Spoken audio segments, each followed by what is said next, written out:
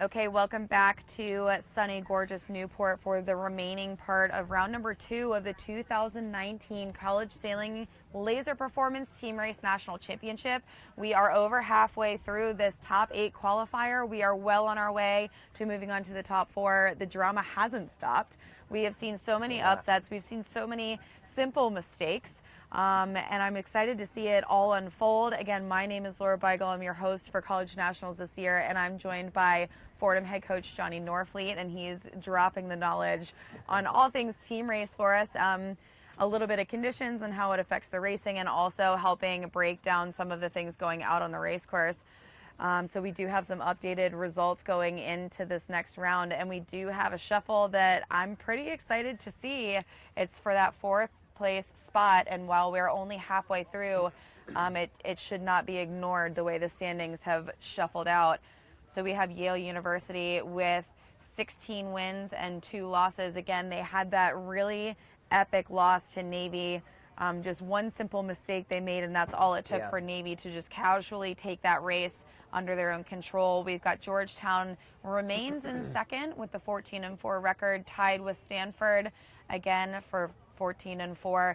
Navy has officially moved up into the top 4 for the first time this event. They've got a 12-6 record, tied with Dartmouth College, and we're going to actually see them face off here shortly, but they're winning that tiebreaker. And then we've got College of Charleston Cougars that follow with an 11-7 record, tied with Boston College. And lastly, in the top 8, we have Hobart and William Smith colleges. So far what we've got, Johnny, we are through to flight number 5 out of 10 flights, although flight number 10 is just one race. So here we are, flight number 5. The first race we have is race number 133, College of Charleston against Georgetown University. So talk to us, Johnny, about the importance of Charleston getting a win in this race and what it means for deciding who that 4th position is going to be. Yeah, I think, first just want to make a brief note of you hit on it, of Navy sneaking into that top 4 spot should not go unsaid. I mean, they started the day literally in 9th place, and were looking like they needed to win a lot of races to sneak into the top 8. And they have. And they have. They went 5-0, and now they're 2-1 in the top 8.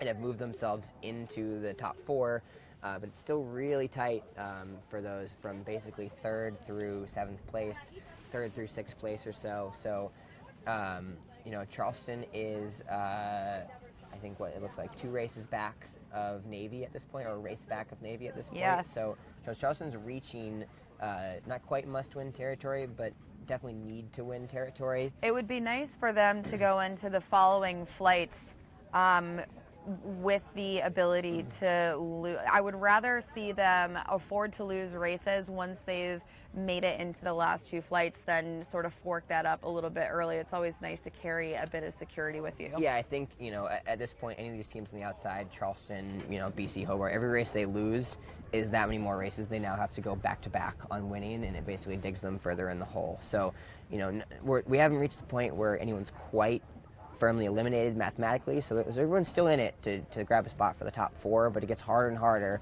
and you not only put it more on yourself to win races, but you also maybe are relying on some other teams to lose races. You don't really control your own destiny, as coaches like to say, going into the next round. So sneaking into this race with Georgetown and Charleston. Charleston is in red and Georgetown is in yellow, so it looks like Charleston has a pretty commanding lead over those pairs so far, but we do still have time left in this sequence before they get off the line and one Charleston boat ducking out. Yeah, Georgetown was leading in all 3 pairs. We can't hear the time from here, but I gotta imagine based on the way boats are setting up, we're probably within 30 seconds, if not a little closer to go right now. We're definitely on our final approach here, and we've got these 2 Georgetown boats are pretty tight to the pin here. I'm not sure they're laying at this point. So if go is now, they might just sneak around. So, yep, okay. So go here. They've got 2 boats to the pin. They've just snuck around. It's pretty even start here. If we see the breeze go left and we see these two Georgetown boats extend, we might be in a good spot. But Charleston also holding them here, pinning them to the left side of the race course. That's smart. It almost looked like off that line, Charleston was pretty vulnerable up at the boat end, and so by using this one out here near the pin off to the right-hand side of your course, that's your upwind ace at this point. If you have the opportunity to just take your opponent and throw them way outside of the course, they have 2 of the 3 boats for Georgetown here. This is the easiest way to make sure that they get off on the right foot. Neither of those Georgetown boats can tack without ducking, and one can't tack at all. So 5's going to just sneak around, but that took a long time. So, even though that Charleston boat wasn't necessarily ahead of either of those boats, they were enough of a thorn in their side where they were making Georgetown think, can we tack? I'm not sure if we can tack. And it made them wait long enough till they got bow out, extended to that side of the race course, which maybe gave their teammates, Charleston's teammates on the right, an opportunity to sail free, get some pressure, and maybe come back ahead. Unfortunately, it looks like maybe that left is a little more favored than we've seen today. It is definitely lighter, and I know that the right, for the most part, earlier was like pretty full on with breeze, and now we're seeing people. Yeah, I don't know. It's definitely a little lighter, so maybe we're seeing the breeze shift a little bit. We're certainly not seeing crews full hike. I think this is kind of typical of a sea breeze day in Newport. Once you get into the evening, I'm thinking of back in the days when we did like the Vanguard Tuesday night team racing. You might see a sea breeze all day, and then the breeze would die, and you get a nice fresh 6 to 10 knot breeze, which I think is what team racers like to see, because this is now we're getting to the point where it's less about who can manage the conditions with the big breeze, and now it's a little bit more back to who can team race well. So the breeze is lightening up, and this race early on looking pretty good for Charleston, but not locked in. It looks like Georgetown maybe is going to be able to squeeze out boat 3 here. So I think right now it's going to kind of come down to, is the left, are these group of left 3 boats going to round first, or is it the group of 3 boats on the right? If it's the left 3, then maybe we've got Georgetown in a winning or workable combo. If it's the right 3, then we maybe have Charleston running away. But just behind these boats, actually, we see one of the Charleston boats spinning. So Georgetown's still very much in it. It looks like now it's starting to look like Charleston maybe has the Charleston. 1-3, and this could, I'm not sure I would attack there, but this could develop into a 1-2 for Charleston, but they've got the 6, and they're barely hanging on to that 5 there, so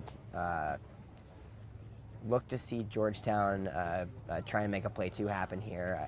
So now what we need to see, Charleston, at the top left part of your screen, that Charleston boat cannot allow Georgetown enough room to tack. Otherwise, they're coming back on starboard.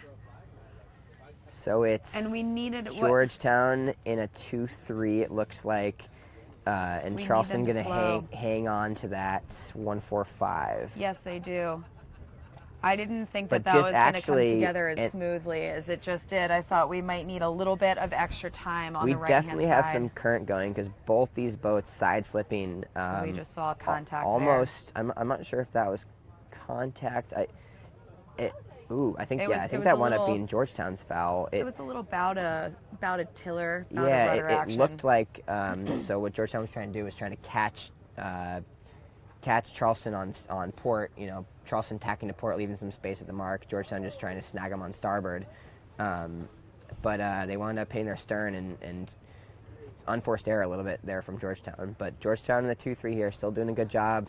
The 6 is right back in a close 6, and it's a 1-4-5 without a closed gap, which means Charleston's got their work cut out for them if they want to make this happen. They've either got to spring forward into a play 1, or they got to start closing this gap as fast as possible, or extending the gap as fast as possible. So at that point, the way that Georgetown was mindful of its player, hello, port jibe. Yeah, I think Charleston there maybe should have stuck with their opponent they had in the middle. Instead, they went kind of for the all-or-nothing hard jibe to get to that other Georgetown boat. And spinning as and a wound foul. up not completing their jibe. That sounds about That right. is not good. So that's an automatic. It looks like we've got a 2-3-4 right now for Georgetown, and that was a 720 foul. Georgetown being mindful of the teammate that they had spinning at the weather mark, and making sure that they maximize utility on that reach leg to keep everything condensed instead of allowing it to progress away from their teammate as they were exonerating themselves. That's exactly what they needed to be able to convert. So I don't think they could have done it without that. Reach leg is definitely one of the spots in the race course where it's easiest to condense the race. So, if you're that trailing boat in the 236 and you have to spin, you might as well just do it quickly there because your teammates. It's a pretty big choke point around Mark II. That Right. They can, if they do a good job setting up the double coverage, they can quickly close that gap up, probably better than they could have done on a run. Johnny, just now we saw one of the Georgetown teams a second ago really take one of the Charleston teams back and match up with their teammate that was in the process of spinning, and an additional Georgetown member managed to sneak up to Charleston's lead boat holding the one, and we have to be getting close to Mark III soon here with 2 starboard jibe Georgetown boats and one that is definitely in position to take over that first place lead. Charleston's going to need to do something pretty extreme, I think. How would you approach this if you were Charleston? Yeah, I think, for Charleston's boat in first, they're just trying to kind of keep this gap closed. But I think Georgetown actually kind of made a mistake there in the back. They had a Charleston boat spinning. They should have been able to sail away and extend, and maybe they got the wrong boats matched up with which of their pairs wound up taking the 5. But they wound up having to do that hard luff to stay ahead of one of the Charleston boats and allowing the 6th place boats to really sail back into the race. So right, now they brought the race back to the boat that was out of the race spinning. So it looks like Georgetown doing a good job cleaning up in the end here, but a risky move, especially if you have definitely someone. Close it up. If you have someone who is capable of threatening the one, why would you take the race all the way in reverse back to a boat that was no longer a part of it? Yeah, I mean, I think it was just a matter of the 3 and the 4, probably the wrong boat wound up covering, going with the 5 for Charleston, which meant they had to hang on to not get rolled. They had to kind of go aggressive with that luff there, and that's what let them sail back into it. Aggressive here by Georgetown, the way that they really pushed that Charleston lead boat around the mark didn't leave him many options to be able to slow up for his teammates, and then really great coverage being the inside boat as they approached the 2-boat length circle in team racing. 2-boat length circle, yeah. So around that Mark IV, and now they're headed in a pretty stable 2-3-4, and they still are threatening that first place position on the final stretch into the finish line. So one trap that it looks like Georgetown maybe got cut into, though I'm not sure it's going to hurt them too much, is their 2nd place boat, is now maybe slightly bow out and to leeward of first place Charleston. So they're kind of maybe thinking, well, maybe we can get around the bow of first place and maybe we can go. But as a result, they're now pinned. They're sailing to the right side of the race course, and they're not able to help the 3-boat weave. So they can't. Where the 2-3-4 excels is having 3 boats work together to cover 2 boats, and Charleston's done a good job of effectively neutralizing one of those boats and making the other 2 boats go 2-on-2. But Georgetown, with that jibe at Mark IV, the way it's set up, they've actually got a pretty good 2v1 coverage. So I'm not sure. And here we go with this team. Just like you said, they've got him pinned. Charleston has Georgetown spin.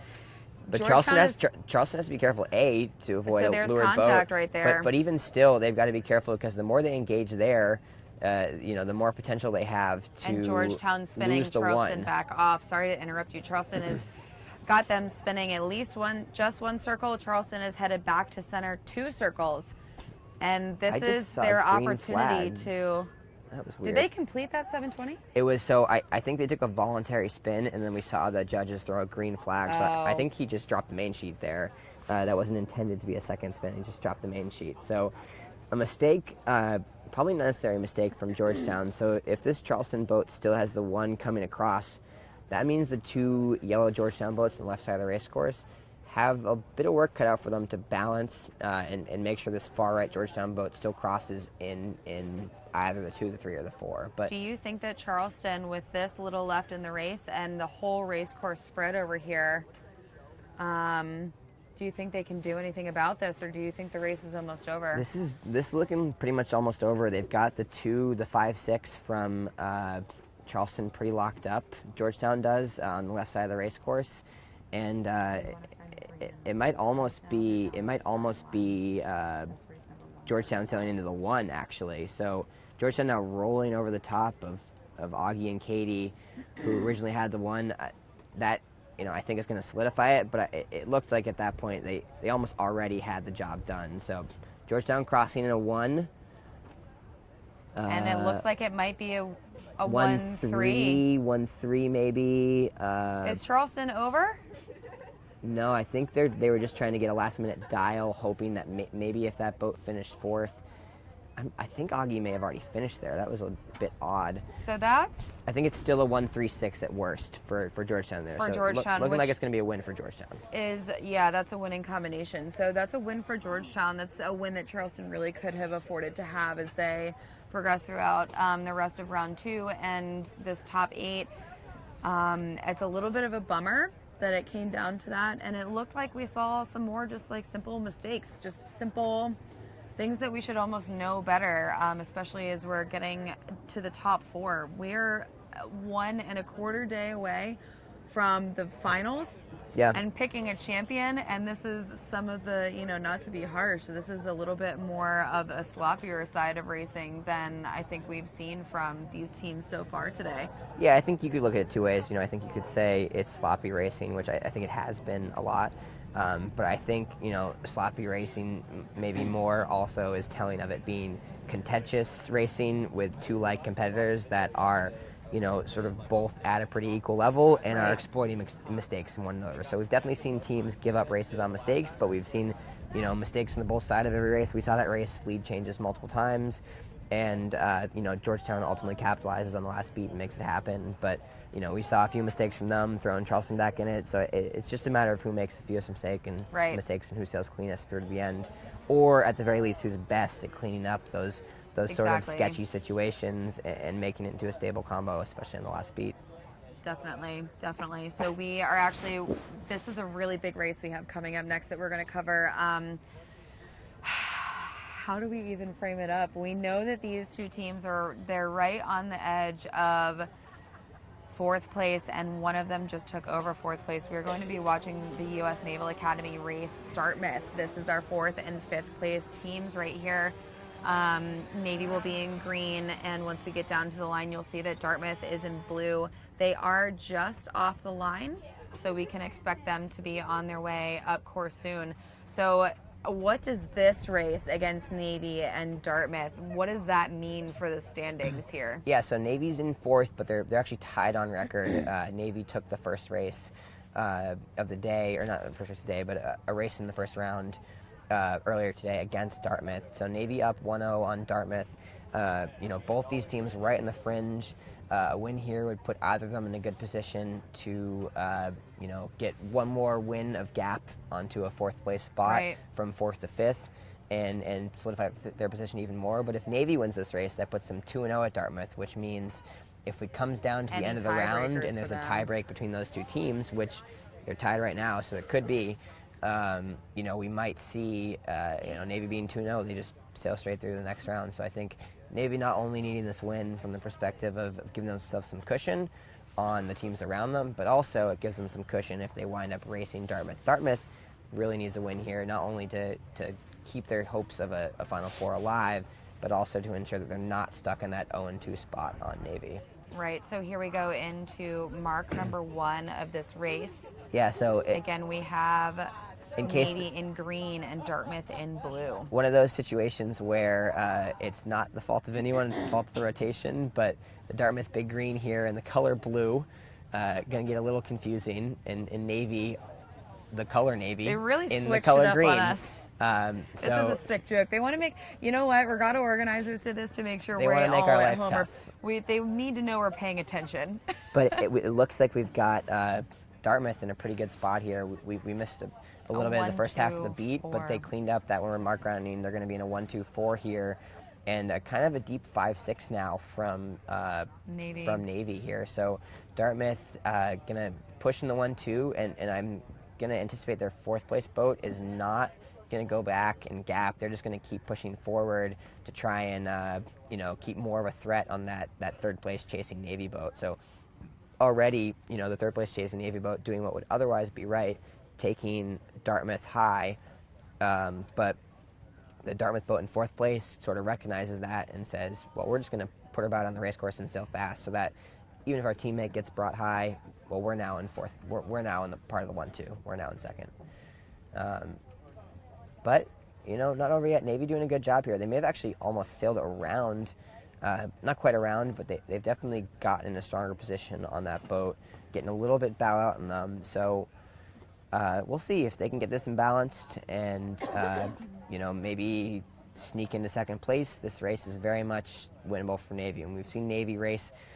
Well, and look at the way they've condensed just now. So we did at round mark number 2 with a little bit of a gap between the fleet and boats 5, 6, and that is no longer the case. Everyone is on top of each other at this point. Navy does have 2 teams on the outside, of the circle, so farther to the right. So any starboard jibe advantage is something that Dartmouth would hold, but being that they've got 1 free man back here also on the inside, depending on how quickly they all get together down to that first mark downwind, it's in the center of your screen right there, mark number 3. So we're seeing a protest from Dartmouth in 16, but again, we're seeing the boats get dragged sort of downwind left with the current flushing across the course, which sort of played to the hand of Navy's boats that were pushing to the outside. We saw a protest. I'm not sure what's going to come of that. This is really tight. This race is basically going to come down to this Navy boat that we're seeing in the middle of our screen. We've got 2 Navy boats that have exchanged inside positions on that mark, and while neither of them necessarily they don't have overlap on their closest opponent, one Navy boat does have overlap on that outside opponent, and so as they come together, and they're hooked. And there it is. So I was going to say, this is going to come down to how boat 14 ends up getting around here, and are they going to close the door? And they close the door. Yes. Yeah. So that's a foul on Navy. They did not have any mark room. They did not have any mark room. They did try to make it happen. I don't blame them for trying, but now they're obviously spinning circles. Yeah, I think boat 14 maybe leading into that could have done a better job breaking overlap on the inside, not getting hooked there to try and sneak around the 2. Once they got hooked, it became desperation for their teammate in the back who just tried to sneak inside, because if they didn't sneak inside, they were going to be dealing with a runaway 1-2, which is, what they're dealing with anyway now that they spun. So, it didn't hurt to try, but this is looking pretty good for the big green and the blue sails right now. Dartmouth kind of sailing away now on this 1-2, and they have an ace. We're rounding in 4th or 5th right now. So they're sort of protected against anything that happens in the chase. They've always got a boat in the back that they can revert to a play for.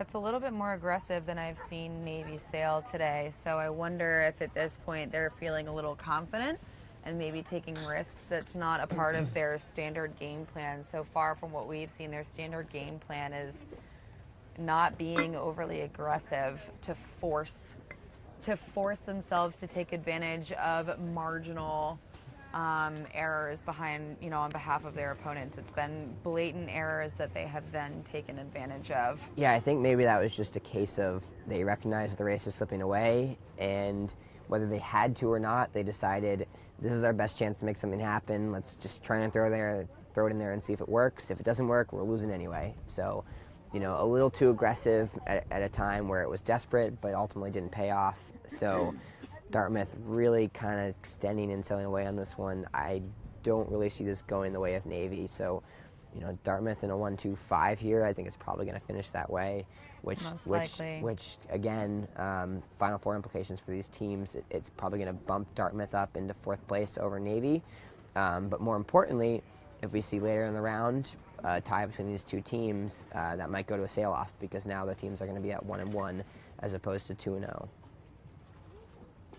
So as we're sort of approaching, we still have a few rounds left, and I think we're getting down to the point where I think it's becoming clear cut who can Yeah. and can't qualify for the Final Four. Once this is confirmed, we're going to break down the math on that Yeah. and take a really healthy look at all of the scenarios. Unfortunately, this isn't the greatest for Navy, but for Dartmouth, this could be exactly what they need. And here's the finish line right here in sight. There's that yellow pan. So Navy's still very much in the hunt with this loss, but it's going to put them at 7 losses, which is 5 losses behind Yale. And we're reaching the point where Yale only has about 6 races left, So Navy, if they want a shot of winning overall, are basically waiting for Yale to lose a vast majority of their races. So it looks like a couple of these teams, Navy and Dartmouth as well, are still very much, in the mix for the Final Four, with a couple of teams behind them. But it's starting to get smaller and smaller, the group that can maybe take a shot at Yale moving into the Final Four right now. So I think... So after this, we have 4 flights left to sail.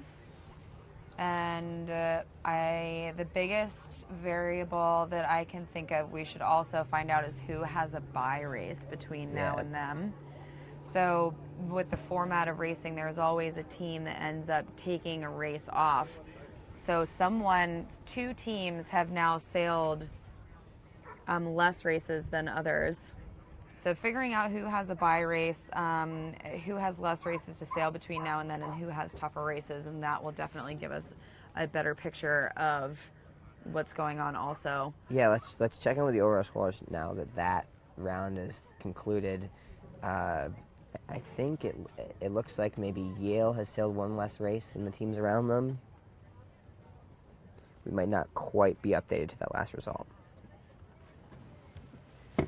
I think it looks like we've got 19 races apiece for Georgetown. Second race in this next part. Yeah, so it's looking like we've got Georgetown and Stanford maybe with 19 races apiece. Navy and Dartmouth now at 19 races apiece in total races sailed. Charleston, BC as well.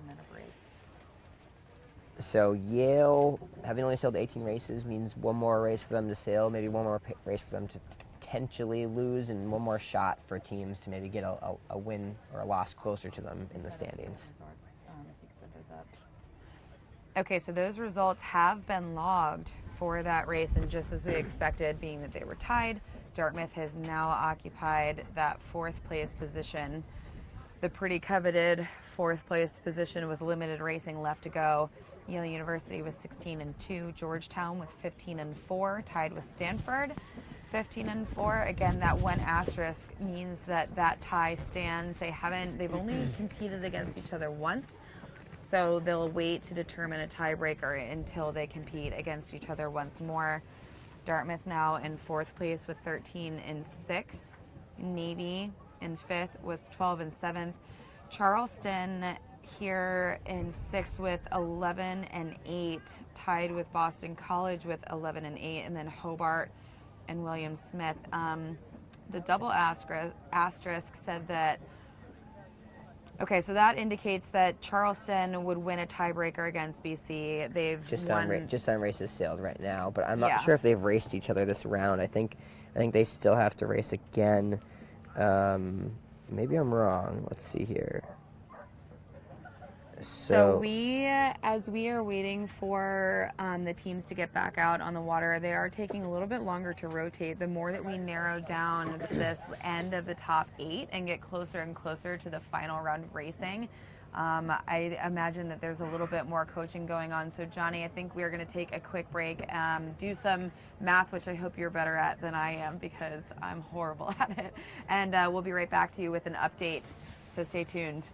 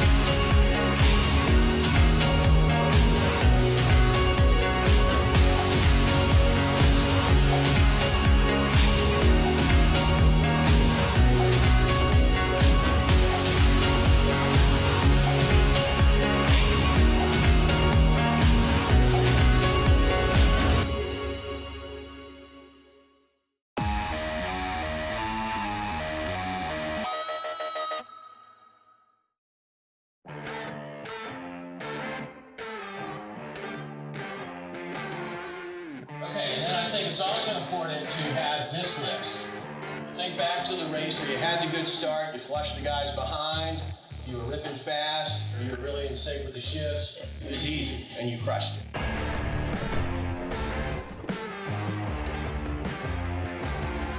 Nobody else is doing it. Well, I'm going to back out, I'm going to come up the other side, I'm going to go around the back of that boat to the other side of me, and I'll come back in again.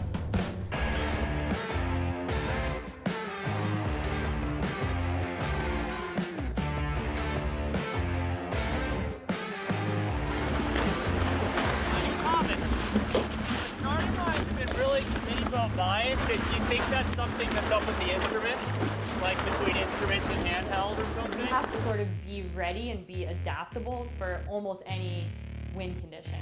We're in a really big right phase right now. Okay, Wind's at 340. The wind average has been around 320, so I set it for that. Copy that.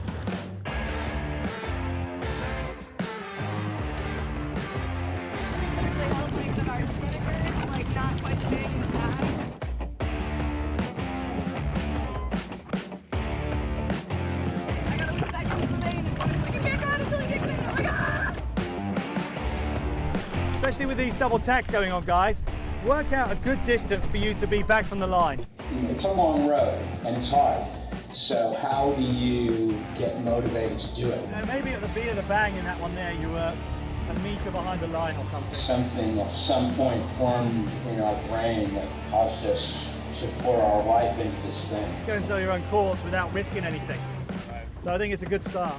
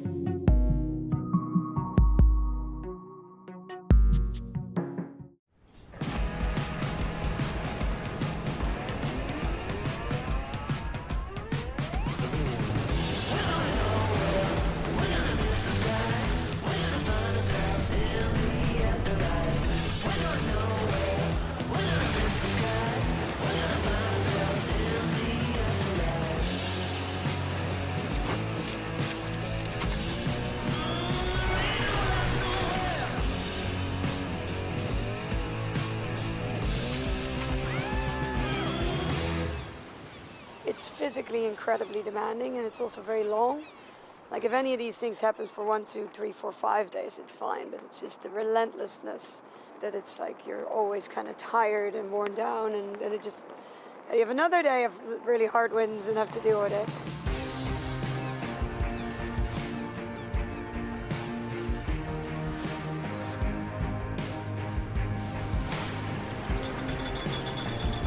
Well, it feels very good to win, obviously. It's always the objective that everybody wants to do.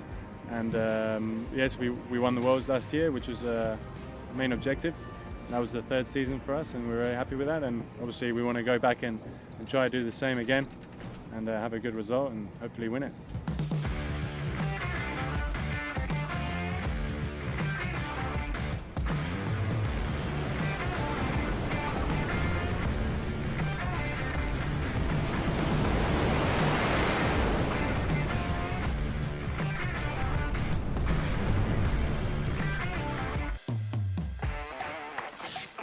When I'm off watch, they're in charge of my life, and the equipment is ultimately also in charge of my life.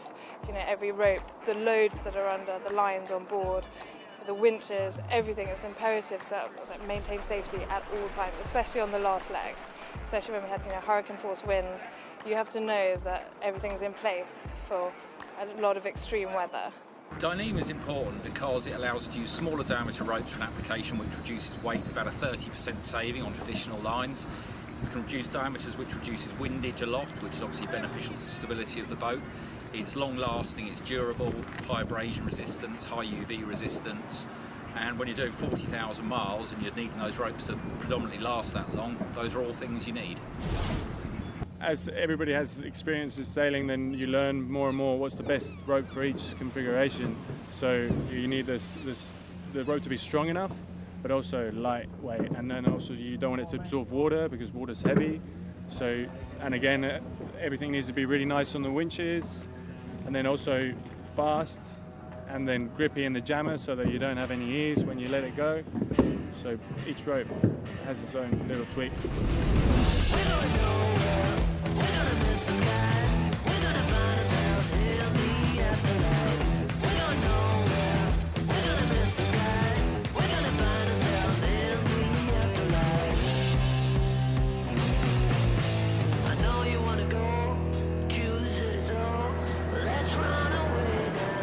Question. I'd say it's risk versus reward ultimately, but it's been everything. It's been challenging, rewarding, hard, fun, exhausting, but ultimately incredible and life-changing. Yeah, that's the reward you get for the pain you have along the way. You need to make sure that everything comes together perfectly, make sure nothing can go wrong, and just go and give it all you can when you're racing.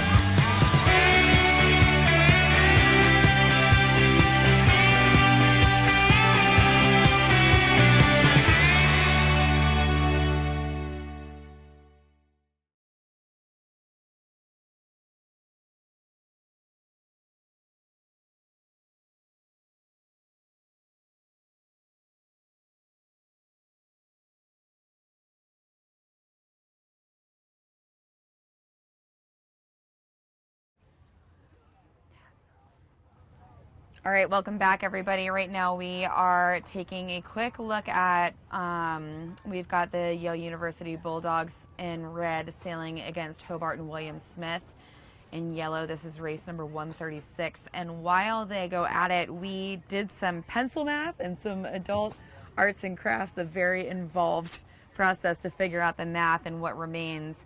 And what we've come down to is that Yale's record means that not only are they confirmed in the top 4, but not even 5th place can touch their record. They're sitting pretty as they go, throughout the rest of this top 8 round. They're the only team that does have 4 races left to sail, which doesn't seem to be much of a problem for them, but it does pose a problem to their opponents for those next 4 races.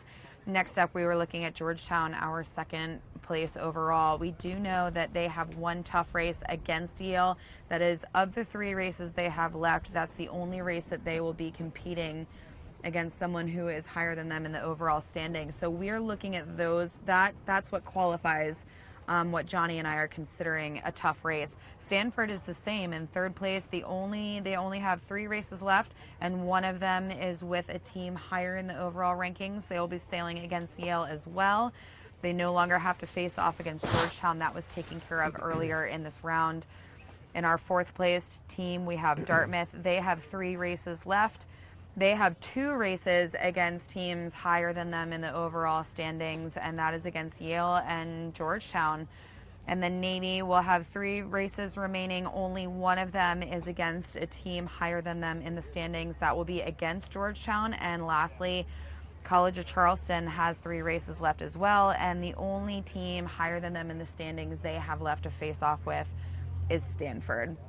So it looks like there is a lot of opportunity for them to, you know, sort of rise and fall in the standings. We do see that there's still a lot of flexibility for what that fourth place team might end up being. We do know, as far as like a hard confirmation is concerned, Hobart at this point, not only will they have to win all 3 or 4 of their races left, but they will also have to rely heavily on other teams to underperform. So I think at this point, Johnny, can we just rule them out? I mean, so, you know, just with this race that we had on the screen, we've got Yale sailing away. They were 1-2-3 at the windward mark, and it's a 1-2 something. You know, maybe a 1-2-4 here at the bottom. So Yale going to take a win over Hobart, which locks Yale even further into first. Firmly solidifies them into the top 8. I don't think Hobart is fully mathematically eliminated, but they are basically at the point of needing to win every single race and needing everything else to fall their way. They just don't control their own destiny. Yeah, they very much don't control their own destiny. So Hobart is almost all the way out of it at this point. And Charleston and BC are in tough spots too right now. You know, both sitting on 7 losses. They're going to have a hard time, sneaking out of those spots. They need to put up 2 or 3 solid wins here against teams and hope they wind up, you know, in a tie-break situation. Right now, from my perspective, we know Yale's locked in, and it's looking like Georgetown and Stanford are probably going to take those 2 and 3 spots in the Final Four. And then, you know, to me, it kind of looks like a fight between Dartmouth and Navy for that 4th spot. I think, like we said, we could still see Charleston or BC sneak in, but the way things have been playing out, you know, we've seen both those teams lose a handful of races in this round. We've seen Dartmouth get hot, and we've seen Navy kind of hang on to their lead and right. take down Navy in that last race. So I wouldn't be surprised if we see a tie between Dartmouth and Navy for that last spot. And with them at 1-1, you know, we're a couple rounds away. Everybody's got 3 races left at this point. So yeah, for those of you tuning in at home, go ahead and let us know what you think. If you've been following either loosely via the results, or if you've been following the live feed, then you've seen the way that these teams have progressed all day today. Let us know what you think is going to end up happening at the end of this round number 2 in the top 8. So really quick, on our screen we have Boston College against the College of Charleston Cougars. Both of these teams need wins to be able to get into the top 4, and I think that their destiny for one of them is going to be directly related to whether or not they end up winning this race here. So we have Boston College in orange, although I know it looks like red, and then College of Charleston in black. We saw even teams over at the start and have to go back and spin, but right now it looks like Charleston with a 1-2. Yeah, kind of a weak 1-2 at this point. Maybe just hanging on to a 1-2, it looks like, for Charleston.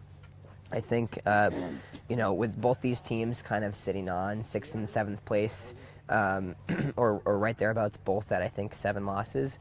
I think a loss here for either of them, again, sort of like Hobart doesn't quite mathematically eliminate them, but it makes the road a lot tougher. So whoever wins this race here puts themselves in a good spot to be fighting for that last Final Four spot with Navy and Dartmouth, and whoever loses here is almost virtually out of it at this point. So looking good early on the right here for Charleston, but it looks like they also have the 6, so they're kind of hanging on to a 1-2, but if this gets broken up at all, or if the left comes in here, you know, we might see a chance at a play 2 here for BC, and we, just as we say that, we see BC get a close stuck in the middle.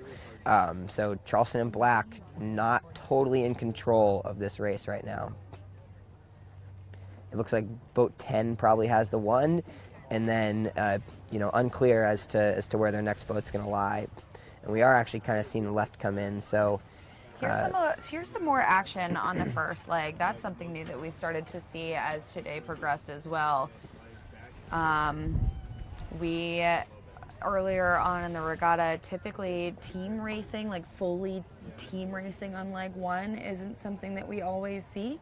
But in the last couple of rounds, we have noticed that teams are willing to start engaging a little bit earlier. I think a part of it is A, they know what's on the line. A part of it is B, they just want to get as much accomplished as they can as early on in the race, because as a general theme, we have also seen teams take care of business a lot more sooner than we saw in races prior. Yeah, I think, in the earlier rounds, I think a lot of these teams that are in the top 8 maybe had races against teams where they had a speed advantage, or they knew they could execute a little bit better, so they're maybe a little more complacent, ready to wait for the play to come to them, ready to just sail fast and see what happens. But I think when we're dealing with teams that are kind of all pretty close to the same speed, if you have an opportunity to solidify a winning combo, in what's otherwise a weak situation, you got to take advantage of it. So, I think that's why you wind up seeing a little bit more team racing in the first beat. And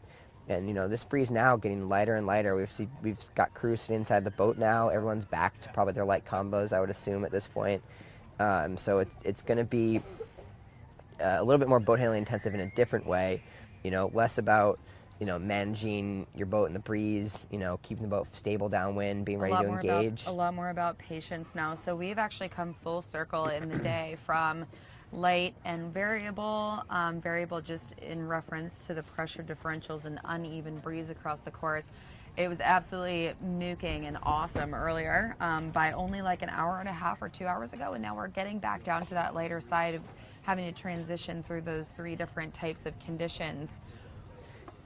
I might be a little bit of my bias here, but I'm not a heavy guy, and I was someone who liked to sail on light breeze. But I think as a coach and as a spectator, I think this is the kind of condition, this sort of 6 to 12 knot range, somewhere in there, where you like to see teams. You like to see. It's more about the team racing than it is about. It puts teams more in an even keel with speed. So just flashing into this race, we've got. Charleston still hanging on to a 1.45 here around the top mark. BC was able to break up the 1-2 and get around into 2-3, but Charleston able to pick up an ace and also trying and to hang get on. an inside overlap. There must have been a bit of a foul earlier, and someone just got flagged into a 720. Yeah, red flag for boat 8. Now that's BC and looks like Wade and orange. Emma maybe. BC and orange spinning just behind them. The race is still really close together, but now Charleston has got a 1-3-4, a winning combination, and it looks like their first place boat is making sure that they're on standby in the event that they need to do any helping. But Johnny, at this point, with a 1-3-4 and not much distance between them and their competitors, what is it you're going to try to accomplish here as Charleston to make a more stable situation out of this? So I think, for the 1-3-4, basically, the theoretical idea is basically the 3 and the 4 kind of split on the course and separate from the 2, so the 2 can't affect both of them at once. And then once the 2 goes and chooses which one they go to, the 1 can either say, all right, we're going to be play 1 on the other side, or okay, let me go engage with them and help make this play 1 happen. But it looks like they weren't quite able to do that, and BC's actually done a pretty good job here of putting what was a 1-3-4 into now a 1-2-6, and they're doing a really good job chasing on the inside. So we've got kind of boat 9 and boat 7 double teaming that Charleston boat to the inside. Boat 8 sailing free to the outside. So this is looking like, at worst, it might be a 3-4-5 for BC with a 1-2-6 for Charleston. But if they can sneak around the outside of one of the Charleston boats, maybe BC's got a shot at this here.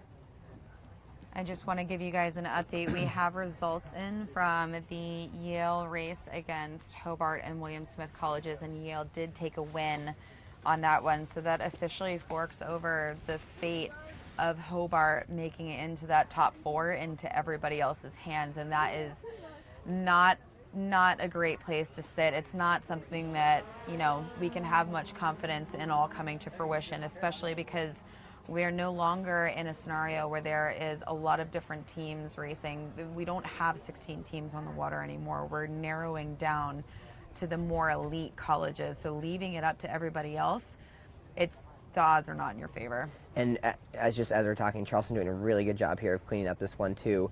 They may have exposed an inside here on boat 7. I'm not sure if boat 7 has room. I think they do. So did a good job. What looked like they were going to clean up a 1-2, but gave up the inside, but still able to make it a play 2. So a more stable combination. Charleston rounding in a play 2 here, going from what was probably a 1-2-6 to a play 2, so that's probably a net gain for Charleston there. But yeah, just back to the point of sort of where people stand, I think Hobart looking, they're basically at a point where they need to win all 3 races and they need Dartmouth to lose all 3 races. So again, destiny a little in someone else's hands. If Dartmouth wins their next race, it's over for Hobart. So Hobart, and no chance at this point of catching Yale for first for Hobart. The only teams that can really touch Yale overall in the regatta are the teams that are currently in the top 4 that have a shot of, even if Yale loses out at this point, getting to them. So Charleston's still hanging on to what looks like a pretty good play 2 here. They got control on the left. They've got 2 boats here on the right. The one from BC. Oh wait, I'm sorry. Do I have the teams wrong? No. We got BC in orange, right? Yeah. Yes, BC in orange, Yeah. Charleston. So the one from black. BC starting to get engaged a little bit, but not a whole lot they can do here. Charleston doing a really good job here of managing both the 5-6 from BC. They've got them locked up on the left. They've got 2 boats covering the boat on the right. A little bit more hiking, so I see more pressure out on the course. Now, earlier we talked about in a 2-3-4 combination, what you want to end up having is basically a weave scenario where you're able to exchange positions on the course by tacking back and forth and covering both the left, the center, and the right. It looks like they have just now moved into that position. But do you think that they left themselves a little bit vulnerable having only one pair head out to the side and 2 pairs out on the right-hand side? Yeah, boat 12 probably wanted to get connected back into the race a little bit sooner. That would have made the weave a little bit easier for them because that they could have helped where necessary with 2 boat coverage. But and here's the finish, you guys, for reference of where we are on this course. It doesn't look like it caused any real damage or even angst. It seems that we still have a very even 2-3-4 for Charleston. Yeah, looking like this race is going to end in a play 2 for Charleston. I think we can probably, see this race to the finish line, but it's looking like it's probably going to hold unless BC is able to pull some last-minute magic here. Do you think that they'll be able to with those 2 pairs up on the? There is contact for sure. Yeah, I can there tell it goes. from here. That about ends it. BC. We're gonna have a 1-2-3 for BC Charleston. fouled in the 1, gave the race away. They did it without able to really effectively spring on their teammates. So this is going to be, okay. Charleston is spinning. Charleston boat's spinning for that. I guess they thought maybe they tacked too close. It's still a 1-2 for Charleston at this point, and 1-2-6 is a winning combination. So as long as they get across that line, that is it. Yeah, I'm assuming they're not gonna deem that black flag worthy for the fact that the foul maybe did throw the race a little bit in Charleston's favor. But do you think that we actually might have a 1-3 for Charleston? I think it looks like it's gonna be a 1-3, but they still have the 1. So maybe a 1-3-6 for Charleston here, 1-2-6 at worst. Unless we've got any black flags or any potential, rehearings or reopenings from that foul, it looks like Charleston's going to take that win. So we can probably check in with. We're headed to Georgetown, and Navy is actually the last race in this flight before we move on once again. So we'll be checking those scores as they update, but it's looking like Charleston's going to get that win. So it's getting around Mark 4 now of this race. And we've got another play 2. This is race number 138, you all. Georgetown University in green and Navy in blue. So we have Navy in a 1-5-6, but the race is still condensed, and we've seen them turn this inside out before. So, this has a couple of implications, both on who makes the Final Four and both on who's got a shot to take down Yale. I think, Navy really needs a win here to get themselves back in the hunt for the Final Four. They've been sailing so well for most of the day. A loss here would put them in a tough position to get back into the 4, but at the same time, a loss for Georgetown here would give Yale another race lead and make it that much harder to get to Yale. So, for someone who wants to see, parity going into the Final Four, seeing Georgetown win here would mean someone's, going to be closer to having a shot at Yale coming into the Final Four. maybe only being 2 or so races back from them.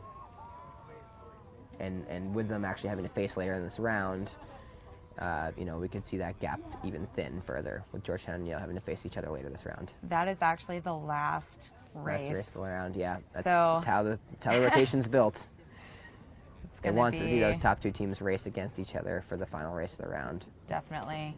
Still pretty close in proximity. I think that Georgetown's doing a great job dealing with managing a stable 2, 3, 4 here. It doesn't look like there is much allowance for Navy to make their way into breaking that up. Yeah, they're doing. This is a pretty classic weave here. I think the only weakness maybe is boat 15 on the right, but they've sent them free to the right, knowing that they can come back with starboard advantage, right? Here. So as long as if 15 comes back, as long as they're still at least across boat 16 from blue and boat 16 from tacking away, that makes it that much easier. So this is almost virtually done for Georgetown. 40 in the next race. Those boats haven't made it into the basin to rotate yet. So as soon as this is over, we'll do a results digest and throw to an ad. So it's looking like, even with a dial here, desperation here from Navy, but we're approaching the finish line. It's looking like Georgetown's going to hang on to this one. if not, maybe even a 1-2 here for Georgetown. Similar, we see this happen a lot, where the 1 tries to get involved late. They wind up losing a boat or 2 boats, and what was a 1-5-6 winds up being they give up 1-2-3. So it's looking like it's going to be maybe a 1-2-4 for Georgetown here. So that's maybe a 1-3-4 at worst. So win for Georgetown over Navy. Navy sort of as good as they were at the start of the day. The wheels falling off a little bit. They're going to need a couple wins in the last couple races to get back into a shot at the Final Four. Definitely. And Johnny, let's revisit what you were talking about with the implications of Georgetown winning this race as they just have. What does that mean? Once these results are entered in, we'll pull up the full results and show you all where things stand. But what was the implication of their win? So I think the way I kind of like to look at results at some point is less about how many wins teams has. It's more about how many losses teams have and how many losses you are back of someone. So right now Yale at 2 losses, Georgetown's still at 4 losses, which with Georgetown now has to race Dartmouth and then Yale in this round. And if they make it to the Final Four, they'll get a shot at Yale again. So Georgetown's in a spot where if they win out, right, if they beat Yale, Dartmouth, they win out in the Final Four, they're guaranteed to win because they're 2 races back of Yale. They'd be forcing a tie, and they'd have a 2-1 record against Yale. So Georgetown getting that win there, keeps them in the hunt and keeps them in a position to still be in a position to take down Yale. And I think Stanford can say the same thing, right? Stanford's got a race against Yale this round, so if they can beat Yale in this round, win out and beat Yale in the next round, both Georgetown and Stanford are in spots where if they win out, they control their destiny. They will own the tiebreak against Yale if it ultimately comes down to a tiebreak. So if we saw Georgetown lose that race, it sort of takes it out of their hands. It means they don't necessarily control their own destiny if they win out, right? If they win out and Yale takes a bunch of other wins, then they might not fully have a chance of getting that tiebreak and making it happen. So this sort of keeps, with a win for Georgetown there, it sort of keeps the fight alive for someone taking having a chance to beat Yale in the Final Four. All right, so here are our updated scores. Now, Johnny, we're at the point where we only have 3 flights left. Yeah, we're getting down to it. It's not very much racing, so with the full results up, the updated scores, we have Yale University at 17-2, Georgetown at 16-4, which we just talked about. Stanford is at 15-4, and now we have Dartmouth at 13-6. Charleston at 12-8, tied with Navy at 12-8, and because Charleston beat Navy, they won that tiebreaker in the standings, as we see here. And then beneath them, we have in 7 Boston College and Hobart and William Smith colleges in 8. So I think BC might actually be out at this point. I'm pretty sure with the loss to Charleston, BC has fallen out of it. They're now 3 losses back of Dartmouth, and they only have 2 races left to sail. And they are racing Dartmouth next. Right. So they're racing Dartmouth and they're racing Navy. So with their 2 races left for BC, they're racing people higher in the leaderboard. And again, just the way we're qualifying difficult races is by whether or not they're racing someone that is above them in the leaderboard. It's just as an indicator. Of course, there's always room for opportunity. Perhaps they could pull out a win, but it just, by average, we don't think that's going to be the case. College of Charleston has one tough race coming up out of their next few. So they just finished up with a win against BC. They have a race against Stanford next. Well, not next necessarily, but coming up left to contest. And then as far as Navy is concerned, they have lost their really difficult race against Georgetown. They'll race against Hobart and BC. And then Dartmouth, we have Yale, Georgetown, and BC.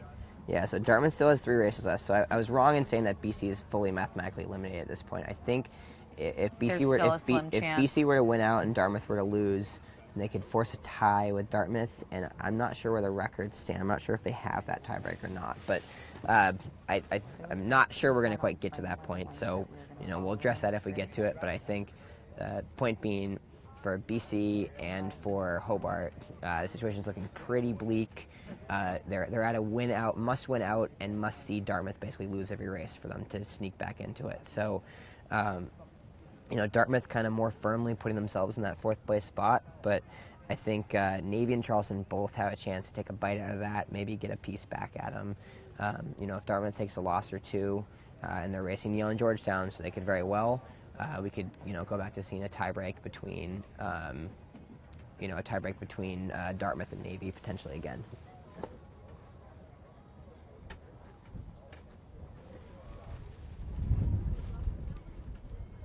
Boats leaving the basin on their way back out.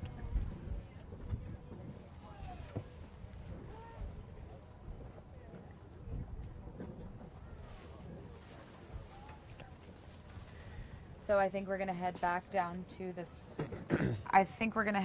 starting line next. We do have race number 139 on the way. That is Hobart and William Smith Colleges against Stanford University. But we have a very, very big race coming up next, and that is actually Dartmouth and Yale. That one is going to be a bit of a, that one's going to change around some destinies too, depending on. Yeah, I think maybe for both teams, really. maybe we can check in with the Hobart and Stanford race for the beginning of the race, and then we'll maybe cut back to Dartmouth and Yale, because I think we're going to see, we'll probably know early in the race, where things are looking like they're going to go with that Hobart-Stanford race, and if Hobart winds up losing that race, that'll firmly put them out, or if they win, it almost kind of knocks Stanford out of the conversation. So Stanford's really kind of playing to stay alive and stay in the conversation. Right. That race between Dartmouth and Yale has implications for Dartmouth either locking up their spot further into the Final Four. Right, or Yale adding another loss. Or Yale adding, vulnerable. Right, and if Dartmouth wins, that puts Yale all the more vulnerable going into the Final Four. Right, to both Georgetown and Stanford, because both of those teams have 4 total losses, and knowing that if they're one step closer with 3 losses to being close to that, then they're vulnerable not just to one team, but to 2 teams. Yeah. And that's not an ideal position to be in, especially when you know that in the Final Four, it's just going to be tough all around the board. Yeah, I think, what I would like to see personally is see all 4 teams go to the Final Four with a chance to win, because that's what makes the racing most interesting. Yeah, that's more fun. So I think, not showing any bias towards any team or another, but I think seeing Dartmouth, Stanford, and Georgetown kind of win out here. Right. Dartmouth get a race off of Yale, which would be nice.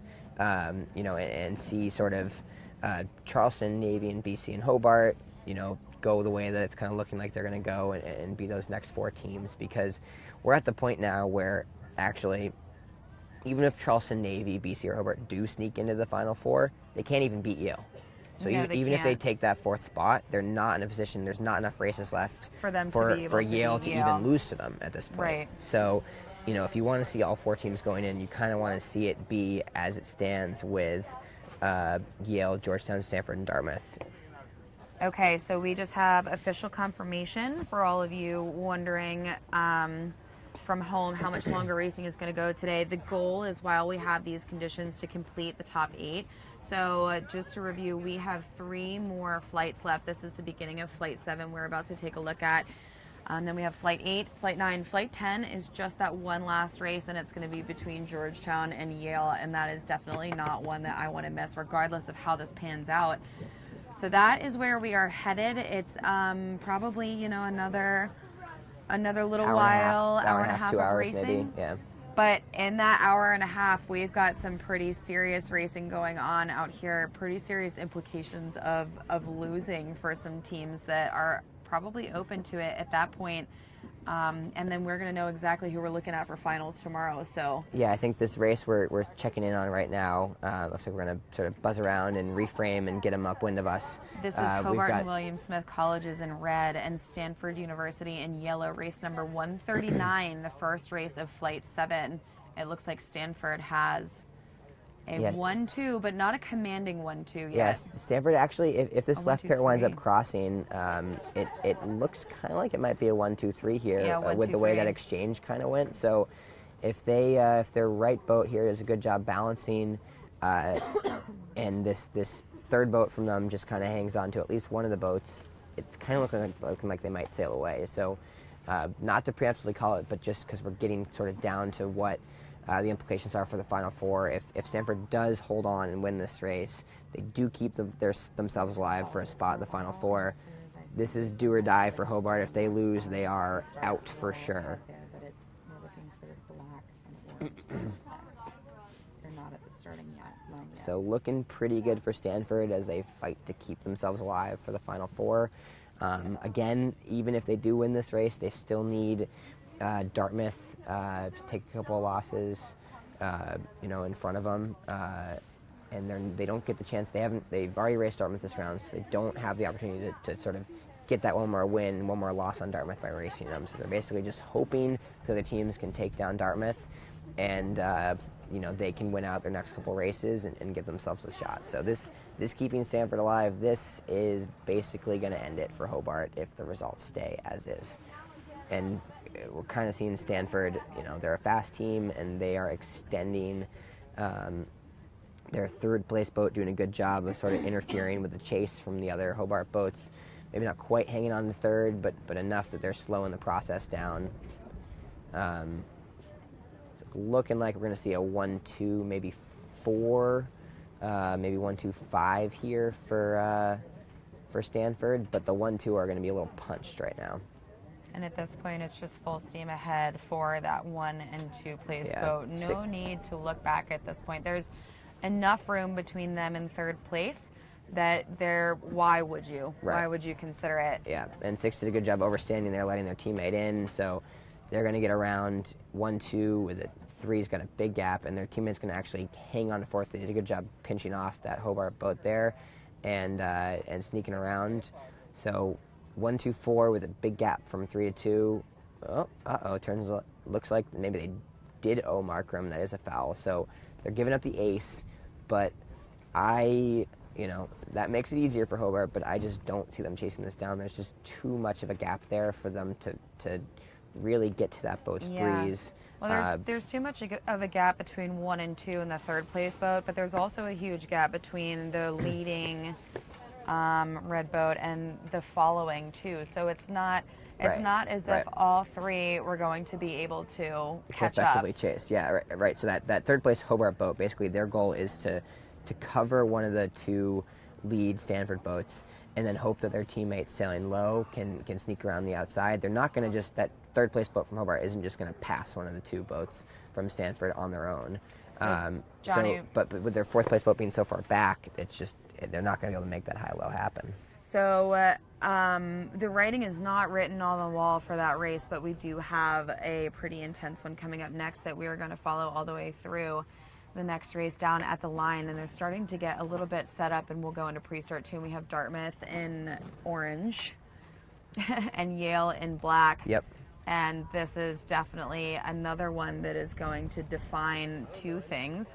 One is Dartmouth getting into that top 4, procuring a top 4 space, and then again, if Yale ends up with a loss, then that leaves them vulnerable to a few teams once we make it into the final four, round 3 of racing, to lose that first place overall. Yeah, so this is a great shot. We're sort of setting up for the pre-start of this next race with Dartmouth and Yale, but we can see the bottom mark rounding here of Hobart and Stanford, and we see Stanford still hanging on to that 1-2. So that's looking like that race is going to be said and done. We can confirm when those results come in, they cross the line, but it's looking like we can kind of let that race go and sort of get ready to check in with this next race that should be in sequence right now. Johnny, this breeze has, I wouldn't say it was any later than the last race, but I will say that it seems that we have higher differentials on the course. Yeah. What I mean by that is that it's really puffy, so we see pockets of breeze that is a high pressure puff, but the spots in between where there's no breeze are really, really low pressure. So for these two teams, knowing that this is a really significant race, because you know Yale's aware of what this loss could do, how would you approach your strategy and then your boat handling and executing all of the necessary things that you might be facing in this race? Yeah, I don't think it necessarily changes a whole lot in terms of how you approach the race, but it maybe changes a little bit in how the race might unfold, because I think, as we see the conditions start to get a little shiftier, a little patchier, that creates more opportunity for chasing teams to create imbalances. It basically gives the losing teams a better shot of taking the race back, whereas when it was breeze on or when it's stable conditions, it requires a big mistake from a leading team to give up a lead. And this stuff, it might just be the way the breeze sorts out. You might be doing a great job spreading your 2-3-4 weave or whatever it is across the course, but the breeze shifts and it creates an opportunity for the other team. So I think, knowing that the chasing team maybe has more of a chance to keep the fight alive, makes these races kind of more interesting down to the wire. So I think, you have to, as I said, both be aware of that possibility that races can shift rapidly, and you might need to be ready to quickly shift plays and sort of adjust your plans. But I think, it sort of also maybe reminds you that there's going to be opportunities where if you can split from your coverage and just fleet race and pay attention to what's going on in the race course, there's going to be room to make gains, just by playing the shifts better and sort of sailing the course better. So in pre-start, I think one of the things that we haven't really addressed yet is, at least not in detail, is how these teams go about fighting for a controlling position off the line, as far as pushing as a following boat or trying to control where you're headed with your opponent as a leading boat. Talk us through some of the details of that as we see it unfold here with this race. Yeah, so typically teams sort of divide the line, they call it geographic start, where you divide the line in sort of 3 sections into thirds. We've got the pin end, the middle portion, and the boat end, and you sort of assign a spot to a boat on each team. On your team, you say, all right, this boat is always our pin starter, this boat's always our middle starter, and this boat's always our boat starter. So they work to kind of control those zones, and then the other teams typically do the same. So sometimes once you've raced a team enough, you kind of know who you're matching up against, and it winds up being a bit more man-on-man. But sometimes, you might work together. Here we go. Here we have some spinning right here. Talk to me about that and why we see it so often. Yeah, so I think, these two boats are kind of locked into a one-on-one battle. Right now we've kind of got 3 one-on-one battles. Sometimes they'll start working together, but right now they've broken into 3 one-on-one. So what we see is teams sort of, they spin and reset to sort of reposition and reapproach their pair. So let's say boat 7 thinks they're maybe too early on boat 10 and they're going to get forced to line too early. They might tack around, jibe back, and reapproach and go back at boat 10. So that's what we see them doing right now. They're going to tack around. They maybe don't have enough time to jibe back, so they're trying to build space to tack back. The other thing too is if they end up overlapped by the boat behind them, then that means that they officially are under their opponent's control, right? So trying to make sure that as they're trailing or leading, that they have enough space to continue maneuvering. As soon as there is an overlap established, it's potentially pretty bad. Yeah, that was a good start for Dartmouth. They timed that well. I think boat 13 from Yale got a little caught off guard, wound up sailing away from their pair and away from the line a little bit. And Dartmouth sort of bowed at the pin and definitely bowed out in the middle, and maybe even at the boat. It looks like they definitely had control, but they've let Yale shift out to the right. So definitely an early win or an early edge to Dartmouth on off the line for this one. But 12 from Yale doing the right thing there, just kind of tacking out, getting free, knowing that these two Dartmouth boats are going to be tied up, trying to get their boat from the left around the front. So I think we'll see boat 8 kind of just hang on boat 11, until we get to the point where 9 can tack and cross, and then we'll see them all tack and try and come back from the left. So 11's just trying to hang on here, because the longer they can hang on and make these two Dartmouth boats sort of try and solidify this play, the better a chance they have of getting their teammates back in on the right. A quick update for everybody who has been paying attention. We did, move away from the Hobart and Stanford race. I have results. Stanford did win that one, and so they're adding another win to their overall record. They're now tied in second against Georgetown. That won't last long because we do have some races coming up for both of them next, but that's sort of where things are at the moment. Again, on screen we have Dartmouth here sailing against the Yale Bulldogs. Yeah, so again, with Hobart falling out of it with that loss, and Stanford sort of keeping the hopes alive in terms of what this race has for those same implications, or the overall race implications, is if Dartmouth can take a win off Yale here, that makes a lot more parity in the Final Four. It gives the Final Four a shot of everyone going in with a chance to win. Dartmouth win here would almost lock them into the Final Four, not quite, but it would give them a pretty strong shot of, they would basically need to lose all the rest of their races to fall out. So this would almost solidify Dartmouth's spot in, and it would close the gap with Yale on all the other teams. So as a spectator of the sport and of this event, Dartmouth win is kind of good for that happening. And Dartmouth looking pretty good right now. As long as this furthest left Yale boat isn't in the one, if this furthest left Yale boat, it looks like they're kind of getting a lefty and sneaking across. So Dartmouth was looking like they were going to be 1-2, and if this Yale boat can get across, that's Yale's best shot of making this race happen. It looks like they are, so that means basically Yale looking like they're maybe going to round in a 1-5-6, which it was looking like it was going to be maybe a 3-5-6 or a 4-5-6. So did a good job fleet racing, like we talked about. The breeze is shifty, so they caught a little bit of left shift. Dartmouth here doing a great job slowing down. So now that they know that they're in a 2-3-4, that's a really stable combination as we've seen all day. And now what we need to do is see them get around either in that 2-3-4 or a 2-3-5. And we see the 2-3-4 here, leaving those two Yale boats sort of up to deal with each other. But now we have someone by the last hooked. Dartmouth boat. So they were trying to, it's a tough spot to be in, where they're trying to balance their boat coming in, but also make sure they can get a piece of that left boat on starboard. And they wound up just leaving enough space for Yale to sneak in to lure to them. It looks like we're going for a play back right now. Dartmouth has decided to commit to playing back and working on converting into a 2-3-5 from that 2-3-6 or a 2-3-4. Yeah, so they almost had the play 2, screwed it up a little bit there, and wind up giving up to the 2-3-6 there. We have a Yale team spinning. Yale boat's spinning, so Yale's still in a 1-4-5 right now.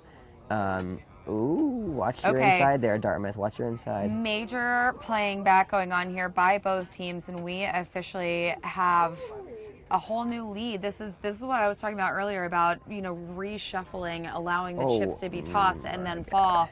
And here we go with some there's contact there, so who's going to be at fault for that? Boat 7 from Dartmouth causing a lot of mess there. They sort of let a boat sail over the top inside and then got caught up between these two Yale boats. That was not great for Dartmouth there. They are now chasing. Looks like a 1-5-6.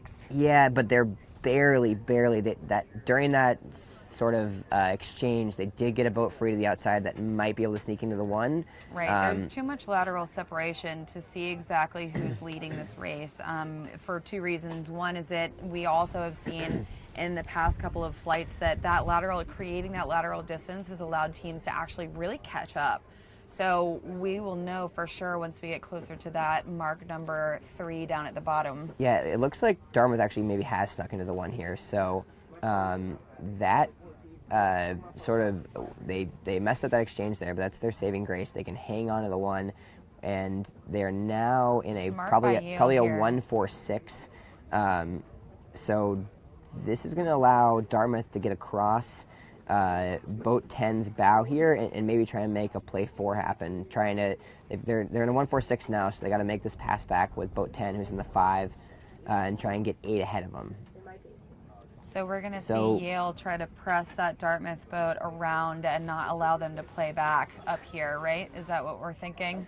Yeah, so it looks like a but 2-3-4. Dartmouth boat 7 again, they wind up letting boat 10 kind of get bow out here. So all this is going to take now is a little bit of work from boat 11 Yale, and Yale's going to be able to hang on to the play 2. Dartmouth a mistake there, letting Yale get bow out when they really didn't have to. So Yale now looking like they're going to cleanly round into play 2, but it is still really tight. You know, a close 5-6, they might be able to make something happen. Dartmouth giving up the 1 here, just about. Oh, does he have room? I don't think they have room on anybody. So no, I don't think so either. But nonetheless, rounding close. So we've got a close, very close 5-6 chase. So and I think again we missed this off screen when we were focusing on the back, but Dartmouth wound up giving up the 1 here. So now it's a 2-5-6. Now it's almost like they don't have a choice but to try to play back and convert into this. It's kind of a weird combo where when you give up the 1 in a 1-5-6, if you do it on the reach leg, sometimes you can almost catch the other team off guard and spring them into something, but they didn't do enough there at Mark 4. That takes a lot of foreplanning, right? Yeah. That can't be something that happens by accident. That was definitely like a oh shoot moment. I just forked at the 1, and now all of a sudden I have to try to get it back. Yeah. And that was a mistake because they didn't just fork up the 1. What ended up happening is Yale had overlap on them, and they tried to chase that and dealing with that. I think it was I think it was a mistake, but this is working for Dartmouth right now because boat 7 is sailing over the top of 11, and boat 8 is hanging on to 10 right now. Or boat 9, sorry. So as long as boat 9 makes this pass back take forever, then boat 7 can hang on to 11, and their third boat can come into play, and they can make a play 2 happen. So this is potential. They have potential to make this work. This is opportunity. Yale's kind of making a pass back in the middle happen here, so we'll see.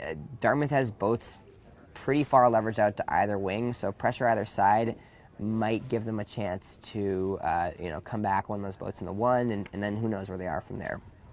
If that furthest left boat has the 1, then maybe they're 1-4-5. If not, then they're probably fighting for a play 2. 9 still trying to hang in there, just like you said.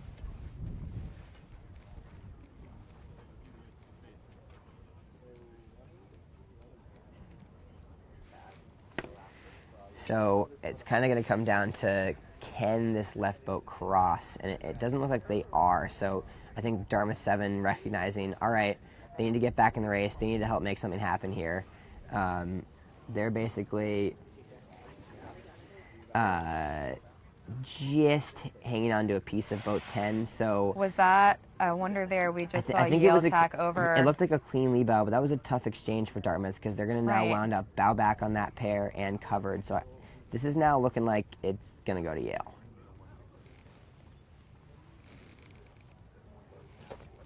We are halfway to the finish line of this race, and this race is crucial for both Dartmouth and for Yale.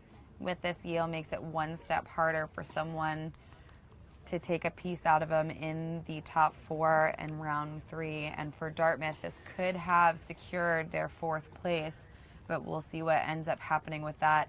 Yeah, there's the pin in that yellow mark. It's going to be a 1-2, 5 at worst here for Yale. So Yale's going to take this one. Dartmouth had a couple winning combos, had an opportunity to make it happen. Yale kind of just executed a little bit better, sailed a little cleaner, especially on that last beat and that downwind. Let Dartmouth make the mistakes. Those green and blue sails, they're coming in the frame right now as soon as they're done and across the line here. So Yale winning that one, a loss for Dartmouth. That makes the fight for 4th a little bit tighter with Dartmouth, Navy, and Stanford all very much still alive. Right, and we have Navy right here with a race in progress, actually. This is race number 141, and Navy is in Yale, and BC is in blue. Navy green. Navy is in green, I'm sorry, and BC is in blue. So it looks like BC at the moment has a 2-3-4, and Navy has a pretty deep 6 at this point. This is not a loss that they can afford.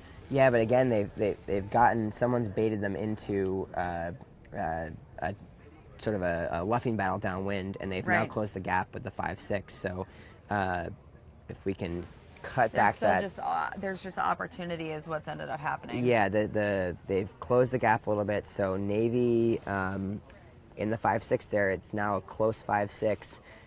And BC is not, their 2-3 is not going back to help their 4 right now. So they're kind of chasing forward, which is, that's kind of a traditional Navy move, is to chase with the 2-3 and try and sneak into the 1. But they're leaving their teammate in the back to dry. Boston is in blue and Navy is in green. So Navy has that one, Navy's got a 1-5-6. Still the 1-5-6, but it's looking like this boat 13 is going to sneak around the bow of 17 here. So as long as Navy hangs on to this 1, which it looks like they are, it's looking like they're going to sneak across, or at least they're challenging 17 here. They've got a good shot at getting around the front. So 15 is going to keep them high, 13 is going to maybe stay low, keep their separation, and now they can almost definitely get across 17's bow. So Navy doing a good job of keeping this chase alive. Again, BC at this point is kind of almost out of it, so they're really just kind of looking to play spoiler and maybe up their overall ranking, but they're probably not advancing. So a win from BC would sort of spoil Navy's chances, but a win from Navy would keep Navy alive.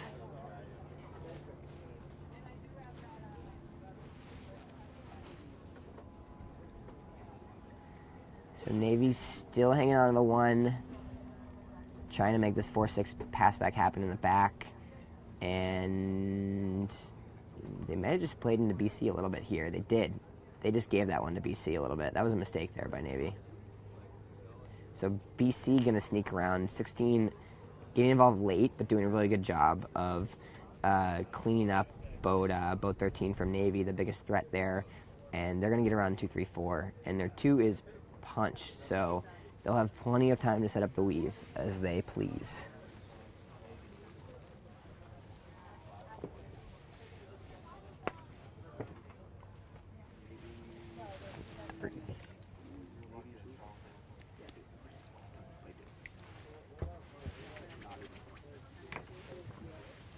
All right, so Navy still clean around in the play 2.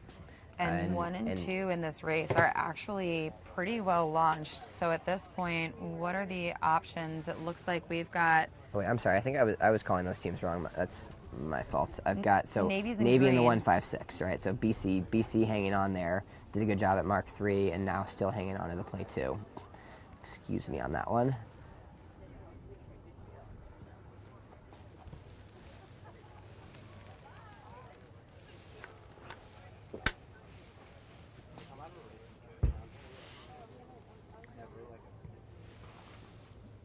What's left to do here, Johnny, for our Naval Academy midshipmen? Not much they can do. Maybe 13's hoping they can get to 17 on the left, but I don't see it happening.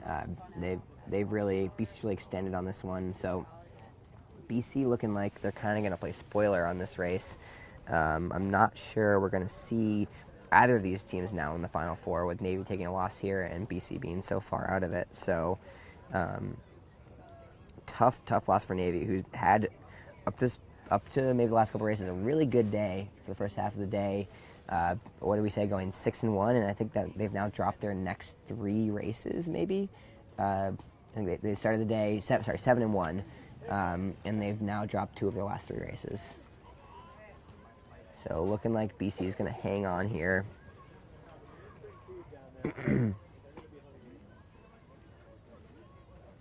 So BC now... With this, does BC have a chance, I guess? They might.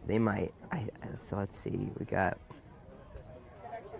They'll be tied with Navy 12-9, 12-9. They'll be winning that tiebreaker. BC only has 1 more race, so no, they don't have a chance. I don't believe. Though, Dartmouth does have 2 more races, so yeah, it is possible. BC could still sneak in. And we haven't been talking about Charleston for a while, but they're still right in the hunt in 5th They place. really are. One race back of Dartmouth, and with that loss for Dartmouth, it's still really almost anyone's game between Dartmouth, Charleston, Navy, and BC. I think we can now firmly say, we said Yale was locked in, but we can now firmly say that Georgetown and Stanford are definitely locked into the Final Four. Okay, so we have our top 3. 3 of the Final Four, so it's just down. So it's just the 4th one. Just But down we to have Dartmouth, Charleston, Navy, and BC now. all for 4th place coming up. Yeah, I think all of those teams can still sneak in. Maybe not BC and the Navy. It might now just be between Dartmouth and Charleston. BC will definitely be a tough go of it, especially they are sailing Dartmouth up next. So we will know pretty definitively whether or not they are actually going to be able to make that happen. So, Johnny, I'm taking a look at the race pairs that we have left. Charleston will sail Hobart. Yep. Georgetown sails Dartmouth. Yale sails Stanford, Hobart, and Navy. Dartmouth and Boston will face up Stanford and Charleston, Yale and Georgetown. That's what we've got left on the docket. So what are the odds that BC can make it in there? So I Dartmouth think has some heavy lifting to do Yeah, still. I think so. Basically, BC now turns their eyes to the Dartmouth-Georgetown race Right. 143. If Dartmouth takes a loss in that race to Georgetown, yeah, I think just if Dartmouth takes a loss in that race against Georgetown, it will just come down to can BC beat Dartmouth in the last race, which I think might determine the Final Four. We'll still have to see where. They'll also be waiting to see what happens with Charleston and Hobart, and then Charleston also has a race against Stanford towards the end. So if Charleston wins out too, we could be looking at a 3-way tie for that 4th place spot. Fortunately, from an overall event perspective, the way it's looking is now none of the teams from 4th to Hobart's out. They could finish better than 8th, but they're not making the Final Four. So it's a fight between Navy, Dartmouth, BC, and Charleston for those 4 spots. But none of those teams can any longer beat Yale. So none of those they teams now can't can win. The They're best they're they can fighting do, for make the 4 and maybe sneak into a podium spot at this Okay. point is basically the best those teams can hope for. So it's really down to now Yale, Georgetown, and Stanford for who wins. On race number 143, but we can certainly follow the start of this race. Yeah, so I think we'll probably check in with Charleston Hobart, because I think this is basically Charleston fighting to keep their dream alive of making the top 4, and then we'll get that big race with Georgetown and Dartmouth, which will sort of determine can Dartmouth stay in it, and can Georgetown keep themselves in a spot to be in a fighting spot with Yale towards the end. We're going to see them get into sequence here soon. And it looks like that might be the case. Charleston hanging out around the boat end of the line. Yeah, so starting the next flight, looks like I think I maybe just heard some horns, so we're probably in the early stages of the pre-start right now. So we got a couple minutes left. They're not really engaging with each other right now yet. So just to sort of set the stage for this round, this race is going to be Charleston versus Hobart, and then we've got Georgetown versus Dartmouth, followed by Yale versus Stanford. So this race is basically Charleston fighting to keep their hopes alive for the Final Four. The next race with Georgetown and Dartmouth is Dartmouth fighting to keep their hopes alive, and Georgetown looking to lock up a better position moving into the Final Four. And then the third race of the round, Yale and Stanford, has major end of regatta implications because both those teams are locked into the Final Four. So if Yale beats Stanford, they extend their lead that much more, and if Stanford beats Yale, they close the gap and they put themselves in a position to control their own destiny through the end of the round. So, as it always is with the end of the Final 8, we've got 3 pretty tight races coming up here. I think what makes it even more exciting is that we have 4, it's not just 2 teams fighting for the chance to make it in the Final Four. We have 4 teams waiting to do that, and that makes, we only have 7 races left in this series, and all 4 of those teams have major races left to go. So It's going to come down to the very, very last race. Yeah, I think so. I think that last race of Yale and Georgetown is going to have mostly Final Four moving into the final end of the regatta implications. But this last flight, they have Flight 9, with Dartmouth versus BC potentially facing off for a Final Four spot. Navy fighting to stay alive against race Hobart, and Charleston fighting to stay alive against Stanford, possibly. So all these teams have tough races coming up. And there's our fleet headed out. So this is in the orange and black. That's Georgetown and Dartmouth headed out for their race, and we'll bring that one to you too. But after that, then we have Yale against Stanford. All three of these pretty big races. For now, we're going to take a look at this start Charleston here, race Hobart number here. Yeah, 142. We've got Charleston in the red and Hobart in the yellow. Probably approaching about 20, somewhere under 30 seconds here, it looks like.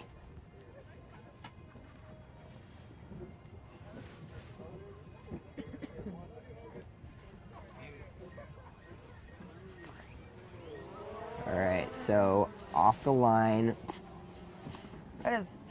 How do we feel? Hobart I boat have in mixed the feelings Hobart boat about in the the start. middle just caught a. There's Baylor gone awry. No, I think that's a lobster pot. I think they just caught a lobster pot that happens to be in the middle of the line, and had to stick their hand in to grab it off the rudder. So Hobart looking like they were going to be okay, but now is a deep 6 and probably a 5. So that should give Charleston a bit of relief off that line. Yeah, but Hobart isn't.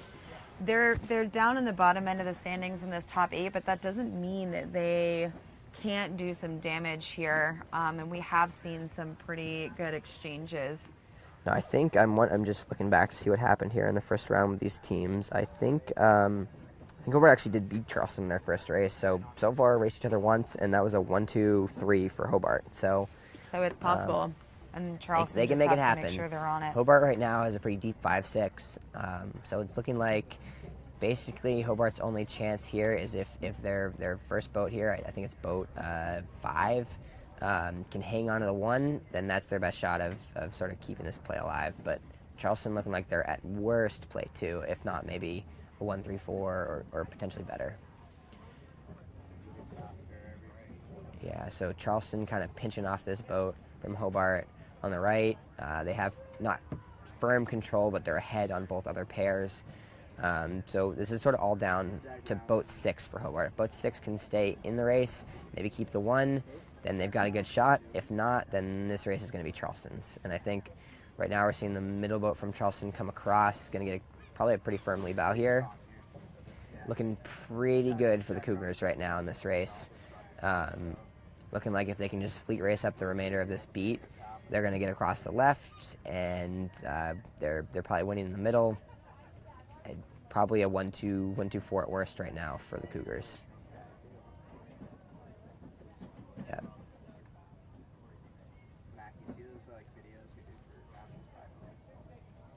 So, just saw this exchange happen. They bounced off each other, and they're right back at it again, going for a lead bow here to try and squeeze out boat 6.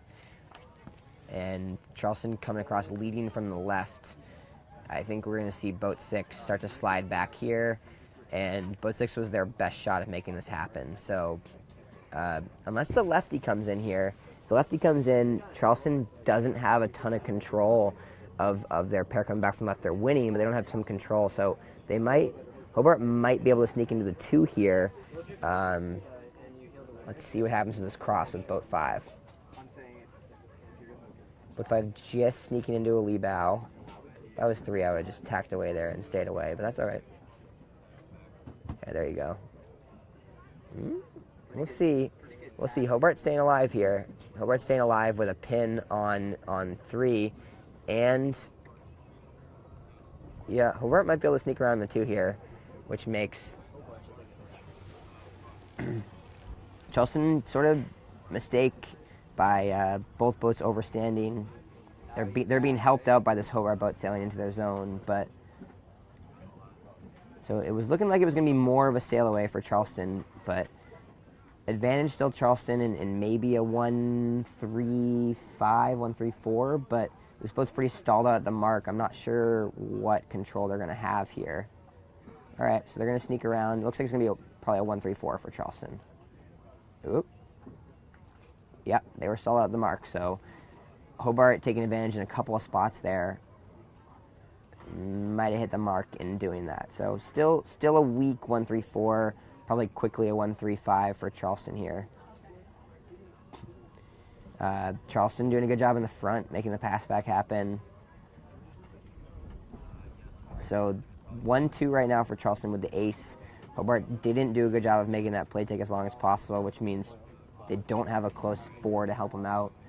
And Charleston potentially going to be able to sail away a little bit with this one.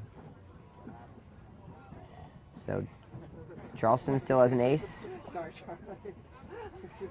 And they're keeping that boat locked up. Stop moving. Keeping the boat locked up in the back.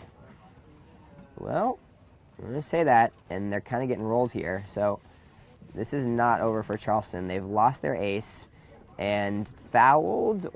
That might have been too aggressive from Hobart. That might be... We'll see what the judges call. Red flag here. We got red flag, green flag. So Hobart trying to do the high-low up front and trying to just hang on to someone here in the back. Yep, Charleston spinning. It's Jack and Annabelle. So not over yet for Hobart. If they can sneak around the front of Charleston in this 1-2, they've got a chance to go play 2.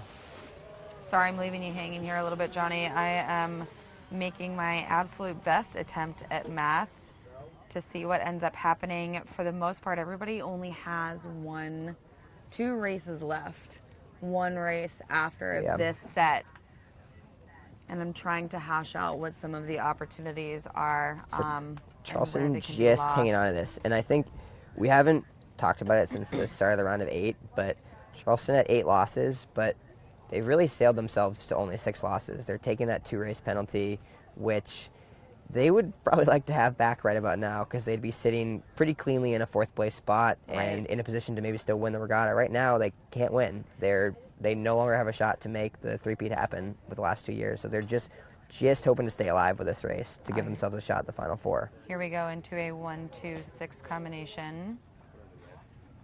Very close in proximity here to Hobart and William Smith colleges, so not super ideal, but it's not unmanageable.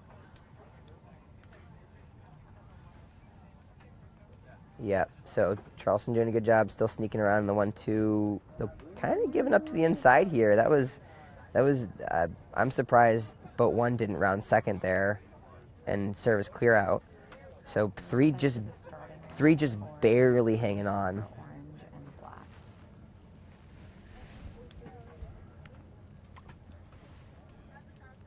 Head to the starting line for the next race. It's number 143, orange and black. So Charleston sneaks around in the 1-2.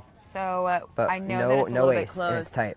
We're going to have to end up cutting out. We're headed to the next race, which is actually Georgetown and Dartmouth. So these are 2 teams that are in the top 4 right now. We know that 4th place is still up for grabs. And it's going to be interesting to see how this one unfolds because it's currently Dartmouth that occupies that 4th place position. For Georgetown, what they need to be able to do is take 1 step up in the leaderboard against Stanford. I'm not sure where we have the drone now, but if we it's over top of Yale. Why don't we see if we can just pan over and see the end of it?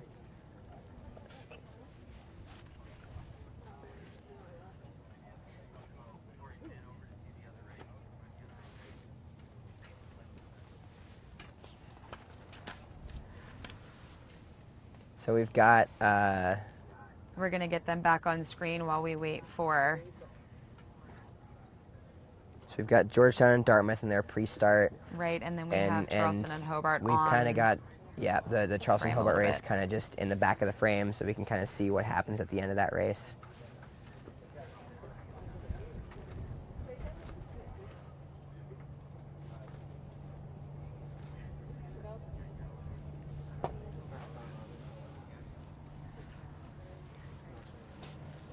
All right, back here to Charleston and Hobart. It still looks like Charleston has the 1-2 here, but maybe not for long. those two Hobart and William Smith College's boats out here on the left-hand side unattended isn't a very smart move.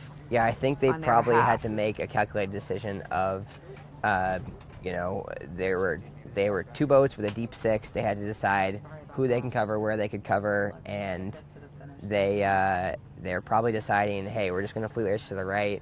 Feel like there's pressure right. We feel like we're going to own starboard advantage, and we still like we still have a piece of Hobart. And their 6th place boat, who was deep, now even getting to a piece of Hobart. So this is looking like it's probably going to end up going to Charleston.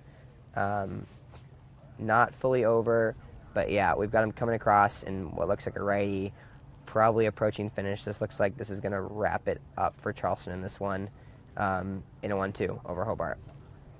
So good job by Charleston solidifying what was a barely 1-2-6, just hanging on to the 1-2, and hanging on the 1-2, keeping their hopes alive. So Charleston's still on 8 losses. A much-needed win here. Yeah, much-needed win for Charleston. They are 1 race back of Dartmouth, and they're up on Navy and BC. So odds are kind of in Charleston's favor right now at this point. All right, so I'm going to eagerly refresh these scores until those are entered, but I know full well it's going to take another 2 minutes before we see the outcome of that. So like we said, next up we're going to head down to see Georgetown and Dartmouth, this super, super important race, particularly for Dartmouth. And we're going to have, it's race number 143, Georgetown in the red-orange. It's orange online, it's red on your screen. And Dartmouth in black, headed off the line here. It looks like we are fresh off the start.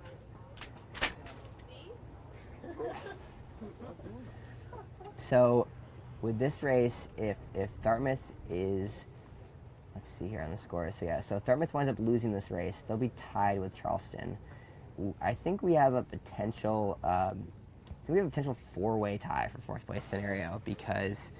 That's what I'm just looking at. Yeah, if Navy beats Hobart, and if BC winds up beating Dartmouth in their last race of the round, so if Dartmouth wins this one, Navy beats Hobart, BC beats Dartmouth. If Dartmouth and Charleston this hangs one, on and beats Stanford, we could have a 4-way tie for 4th place. So if Dartmouth loses this one, then they will then be tied with Charleston. Yeah, and then they'll have a must-win against BC for the last race of the round. Right, and if they can't win against BC, it's pretty tight at the back for the 4th spot. So they lost to Charleston. If they do end up in a tie scenario, Charleston will win that tiebreaker. Is it 2-0? Yes. But I think if we wind up seeing Dartmouth and Charleston tied, it's possible we might see Navy in that mix as well, or Navy or BC, and a 3-way tie would probably lead to a sail-off. I don't doubt that.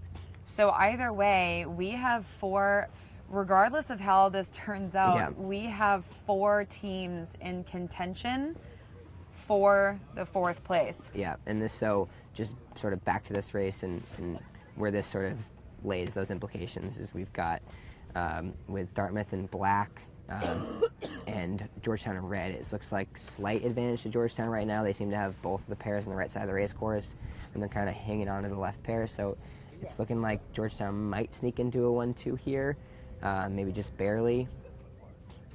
We see them tacking away from the pair on the far right. So, really quickly here, we have a couple comments about Charleston penalty. So they were protested yesterday. Again, it was Bowdoin had protested them about one of their players not wearing their pennies out on the water.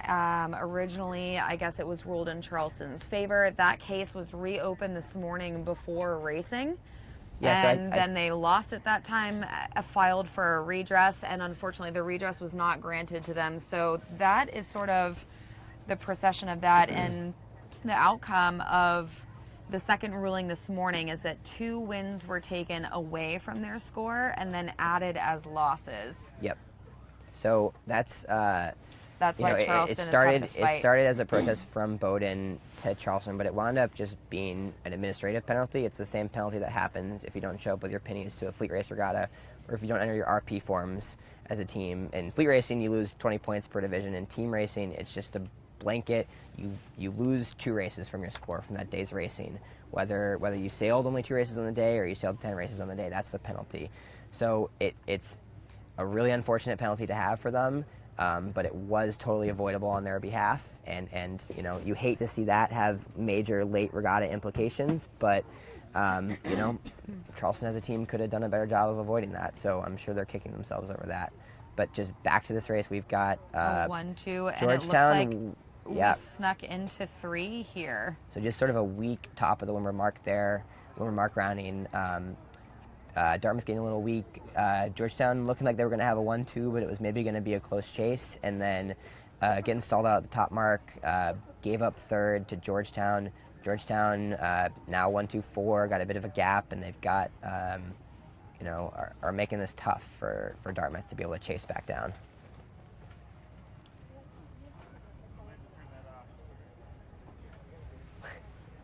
BC Eagles there doing a binoculars dance. This is a little bit nerve-wracking. This is super important for Dartmouth right now. Obviously, they really need this win. We also have Yale is actually racing Stanford just behind them, and it looks like they may have just gotten off the line. So we will check in with them as well in just a moment. So yeah, looking like we'll check in with the scores at the end, but it looks like Georgetown pretty cleanly in the 1-2-4 at worst here. So it looks like Georgetown's going to take this win on Dartmouth. So Georgetown keeping their hopes alive against Yale in the Final Four. Dartmouth still alive for a top 4 spot, but maybe just barely. They're kind of relying on a couple teams to lose races. BC with the dance moves right now. I don't think they know they're on screen right now. They for sure don't know they're on screen.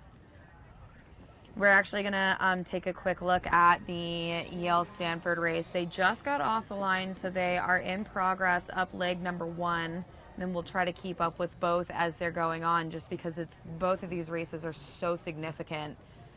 And we have race number 144 on screen right now. This is Yale University in green and Stanford in blue.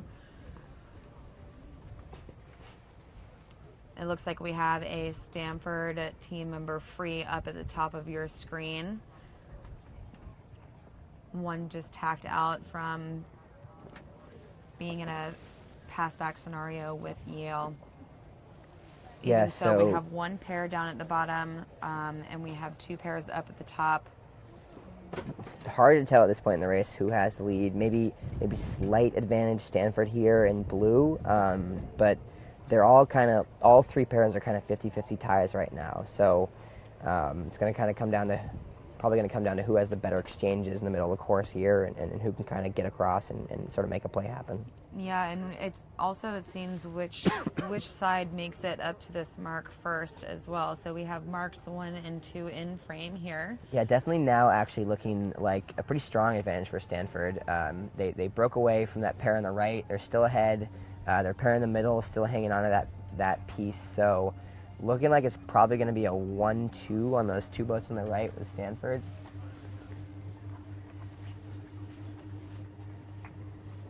So Stanford, drone in sport mode here. Stanford letting 15 go on the right, but I think they're confident that boat 18 can sort of hang on to that here.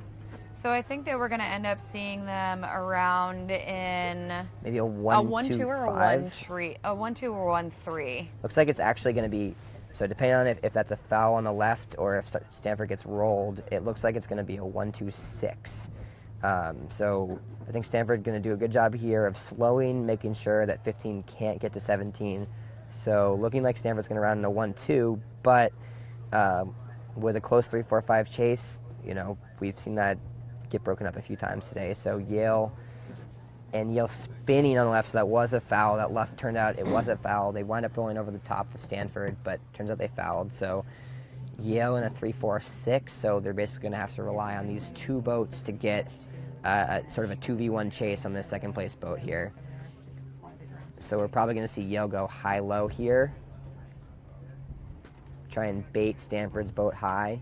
So, Johnny, I might break your heart right now, but I do want to try to catch the end of this Georgetown-Dartmouth race. We're right in line with the finish here. So yeah, I'm I think wondering, we can probably just scan over and see the end of that and then pop back on this race. Where we're headed. So there's the finish line, and we're going to start to see them sneak into frame as we watch this race head down. So it looks like we've got a 1-2-3 situation for Georgetown University. So Georgetown going to hang on to win that race.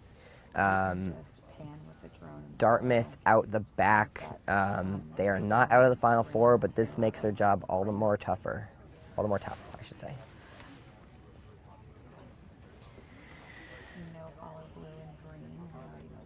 All right, so downwind, we still have Yale and Stanford. Stanford still just hanging on to this 1-2. Yale doing a good job chasing, but Yale again has a deep 6, which is making their job tough.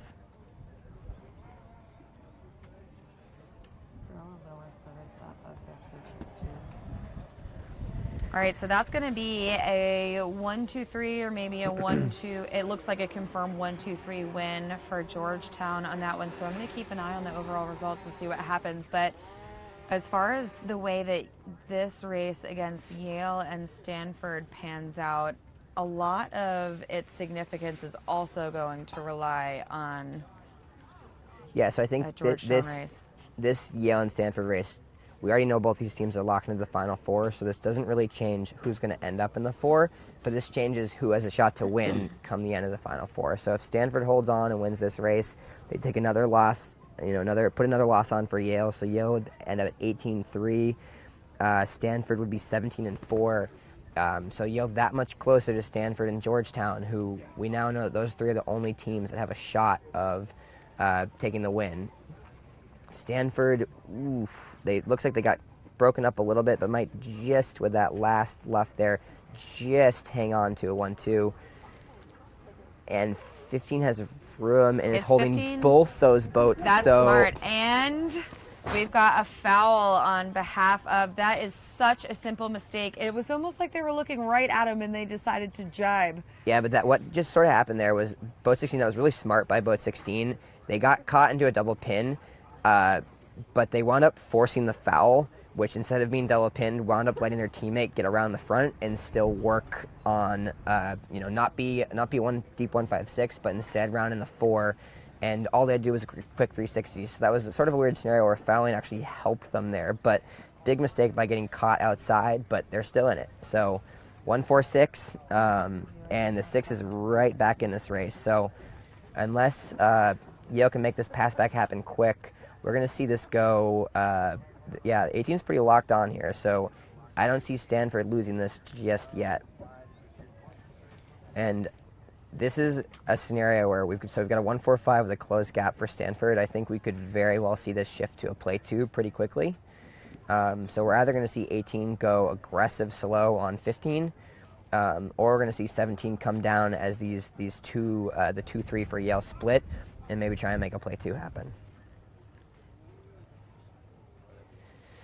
So all the boats sort of extending on port for a while, maybe trying to get up current a little bit, or actually that would be down current right now. So I'm not sure why they're all extended this way so much. I think that they're trying to figure out who's trying to pass back who. Everyone is so close together, all on the same tack. It's almost as if there we go. They're trying to convert to a Yale. 2-3-5 or 2-3-4. That was not the best exchange for Stanford there. Yale tacking out. Stanford doesn't follow with them.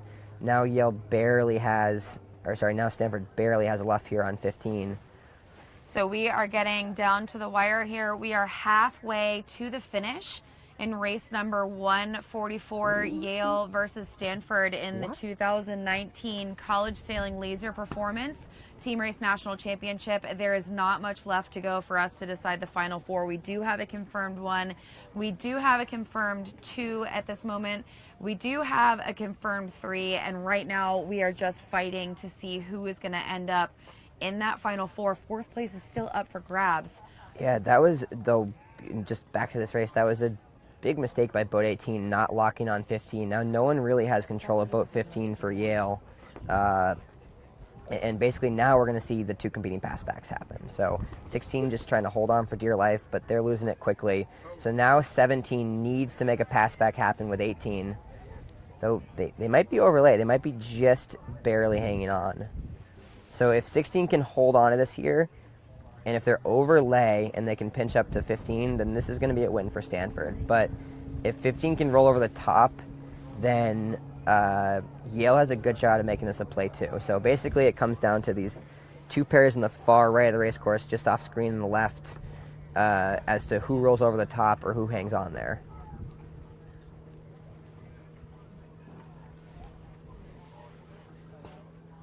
All right, so, ooh, that is really close. So, looks like Yale is over the top. Why are they sailing back, Johnny? So I think they've realized, ooh, maybe a little bit too late. I know this is gonna be a win for Yale. Whether it's a 1-3 or it's a 2-3-5, this one's gonna be a win for Yale. That came really close. It basically came down to who had that left. Yeah, now I think they now owe Mark room here on the left, room to finish here. So Yale's going to sneak around the top. Stanford's protesting, but unless that was from a luff earlier, I don't see that being anything but a green flag. So that race kind of came down to could they hold on, excuse me, on the right. How confident are you in the way that the scores panned out for those first four boats? I think Yale was at worst a 2-3. They might have snuck into 1-3, but I think they were at worst a 2-3. So I think we saw Stanford get 4-6 there. So whether they were 2-4-6 or 1-4-6, I think either way that's going to be a win for Yale. I could be wrong, though. I'm going to make sure that I am hounding tech score right now, looking we'll for refresh those and scores. check. So that is the last of our flight number 8. We're moving on to flight number 9 next. That means that there are only 4 races left in round number 2 here. The top 8 out on the water for the greater part of the day today here at the 2019 College Sailing LaserPerformance Team Race National Championship. We are almost there, you all. Johnny and I are going to sit here and do some more adult arts and crafts, and on my part, some pretty bad math to figure out who is in contention for 4th place and what needs to happen in these last 4 races to make sure that someone who's lucky enough to get into that 4 Man, that race can do so. So that race is going to hurt for Stanford because if they had won it, they were in a position to control their own destiny. All they would have needed was a couple more wins and a win against Yale in the Final Four, and they would own that tiebreak. But now, having lost to Yale there, they're going to be 0-2 against Yale. So now they don't really control their own destiny. Even if they force a tiebreak with Yale in the Final Four, they don't own that tiebreak. So. Stanford hoping Yale takes a couple losses to maybe Georgetown and whoever else winds up in the Final Four. Just something short.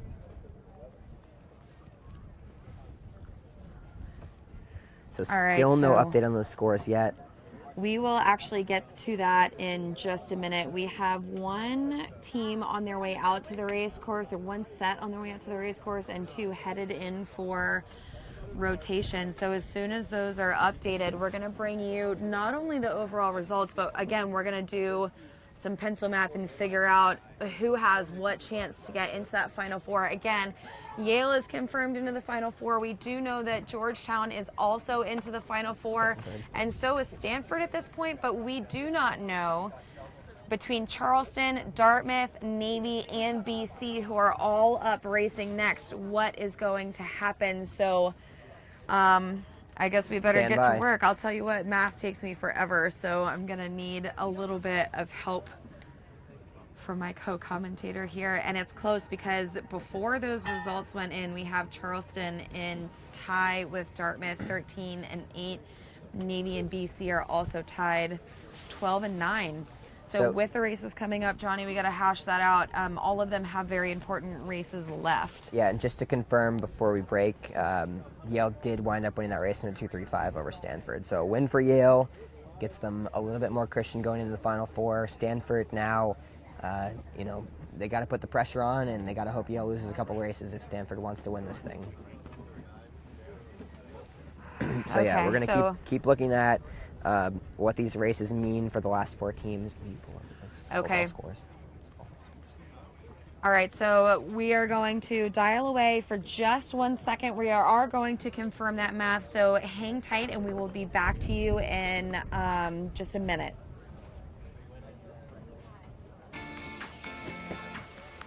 Okay. So...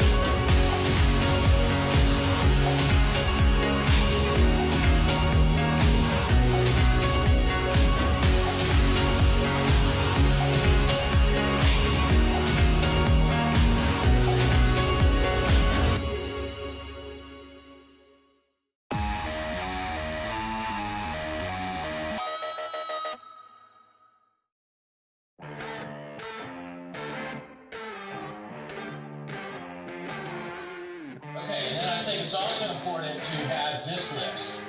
Think back to the race where you had the good start, you flushed the guys behind, you were ripping fast, or you were really in sync with the shifts. It was easy, and you crushed it.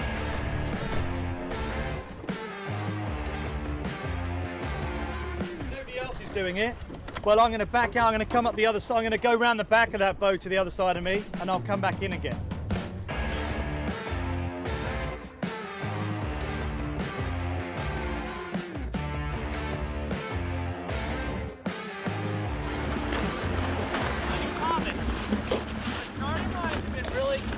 Biased, if you think that's something that's up with the instruments, like between instruments and handheld or something, have to sort of be ready and be adaptable for almost any wind condition.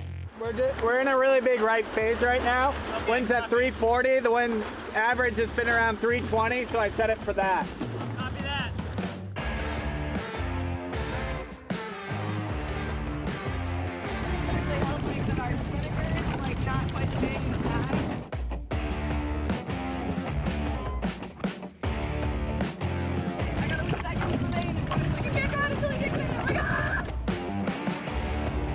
Especially with these double tacks going on, guys, work out a good distance for you to be back from the line. It's a long road and it's hard. So how do you get motivated to do it? Maybe at the beat of the bang in that one there, you were a meter behind the line or something. Something at some point formed in our brain that caused us to pour our life into this thing. Go and sell your own course without risking anything. So I think it's a good start.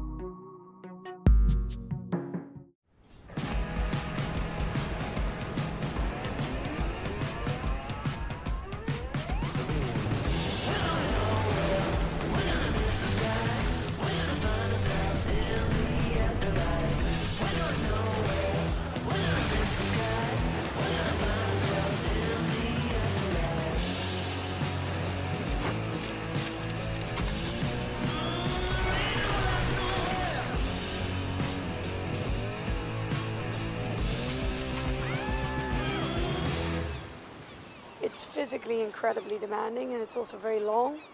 Like if any of these things happen for 1, 2, 3, 4, 5 days, it's fine, but it's just the relentlessness that it's like you're always kind of tired and worn down, and it just, you have another day of really hard winds and have to deal with it.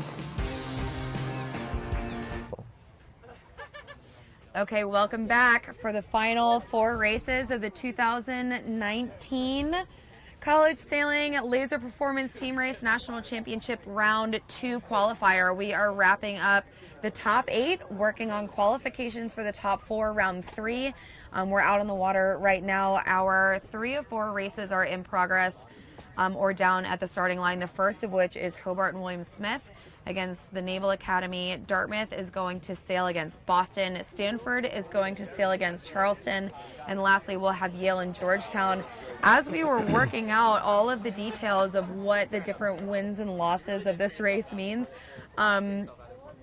it's really difficult to pair up the if this then that, and the reason being because in almost any case we're going to end up with a tie, and it's going to be as few as a 3-way tie, but even up to a 4-way tie. So Johnny, we're going to try to go catch part of the Hobart and William Smith Colleges and U.S. Naval Academy race.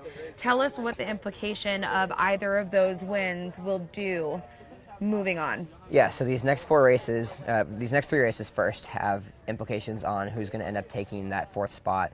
And the 4th race today, which we'll get to, has major implications on whether or not Yale can clinch the title. So right now we've got Hobart and William Smith with a clean 1-2 against Navy. A clean 1-2 against Navy. So what this means, this is do or die for Navy at this point. Right now we've got Charleston, Dartmouth, Navy, and BC all fighting for the last spot in the 4. Charleston and Dartmouth at 8 losses, Navy and BC at 9 losses. So Navy and BC are basically looking for Dartmouth and Charleston to lose a race, and they need to win to get back in. So Navy losing this race would put them firmly out. So let's just take this at Hobart's going to win this race. It looks Navy bleak. is out. Yeah, I don't think there's any chance of Navy getting back in. So Navy is going to be out of the Final Four. They're not going to make it happen. based on this result, which would mean we've got Charleston at 8 losses, Dartmouth at 8 losses, and BC at 8 losses. Where this gets complicated is the next race is BC versus Dartmouth. So if BC is able to beat Dartmouth, then they force a tie-break scenario. So BC beats Dartmouth, they'll be tied, and then if Charleston winds up losing their race, there'll be a 3-way tie for 4th place. Okay, so we have got some we've got some pretty tough coverage to pull off here. We will have Dartmouth and Boston are just in their pre-start, and they're going to be starting soon. So obviously, being that it looks like a clean runaway for Hobart and William Smith, we're going to head that way. Again, this is a really crucial race right here. Boston College is still quasi in the running. We do know that Dartmouth is definitely in the running for 4th, and this outcome is going to shake some things up. Yeah, so both these teams, if Dartmouth wins, they're guaranteed to be at least tied for the 4th place spot. So if Dartmouth wins here, they will at least have, at the very worst, have a sail-off with Charleston for the 4th place spot. If they lose here, then they're tied with BC, and both these teams turn to the last race of the round, which is BC, which is Charleston versus Stanford.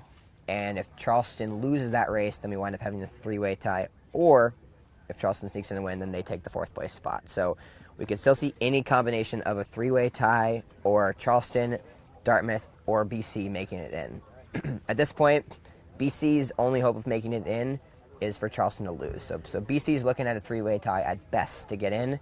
Dartmouth's looking at a 2-way tie at best to get in. And Charleston, if all goes in their favor, if they win their next race, they're either on their own or they're in a 2-way tie.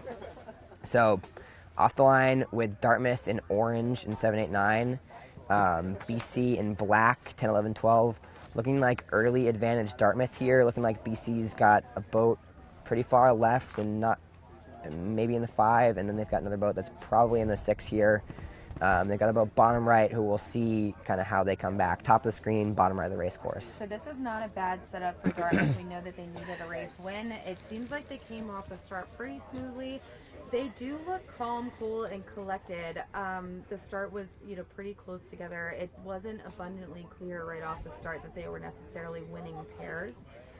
Yeah, I think they did a good job tacking out and covering this boat in the right, and they've been able to kind of build some gauge on them. So it looks like Dartmouth right now looks like a 1, 2, 3 to my eye. So does not look great for the Eagles at this point, but we will see as they approach the windward mark. If the left comes in, maybe the Eagles have a shot of grabbing a 2-3, maybe a 2-3-6 at this point. But if this position holds, or if the right comes in, it's looking pretty good for the big green. So not a lot of action to this point. BC finally coming back. Dartmouth going to match with them.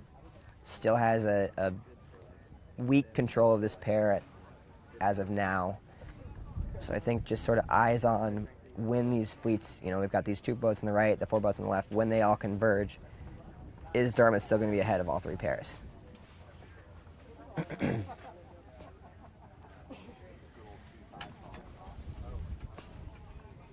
I think boat 8 is, if not on lay, they're probably pretty close to lay at this point. That's maybe why we haven't seen 10 tack out further right. They're trying to just hang on to this lane. This is looking like a 1, 2, 3 for Dartmouth.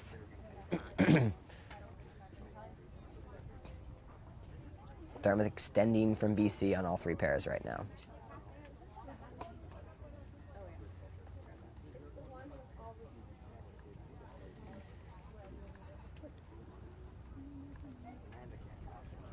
All right, so these 2 pairs on the right, a little shy of ley line, but 7 and 9 looking pretty punched here. Still looking like a 1, 2, 3 for Dartmouth by my eye, unless this far left boat can get across a couple of these Dartmouth boats. But 12 and 10 are definitely in the 5-6 right now. Oh, that's gonna be a foul from Dartmouth. So 1-2, that foul does not make their life easier. They probably should have held, just sailed to ley line. They didn't need to cover that boat on the right. They're gonna now be spinning. So what was probably going to be a 1-2-4 at worst is now going to be a 1-2-6, which gives BC a chance here. And with a close duck, let's see what happens here as they come across the top. So Dartmouth just hoping to sneak across. No foul here on BC is their hope. So they do get around. BC tacks there knowing they didn't quite have it. Dartmouth does get around to 1-2, but again, it's a somewhat close 3-4-5 chase.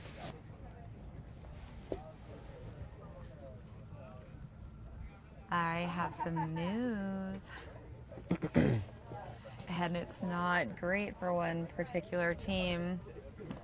Those Navy midshipmen did in fact lose to Hobart and William Smith, so unfortunately that means that they are out of the running for that number 4 spot in the final round. So Johnny, off the top of your head, can you reiterate what that means for us as we sort of look upon this race here? So yeah, with Dartmouth and Boston? So Navy fully out, and we're still looking at potential.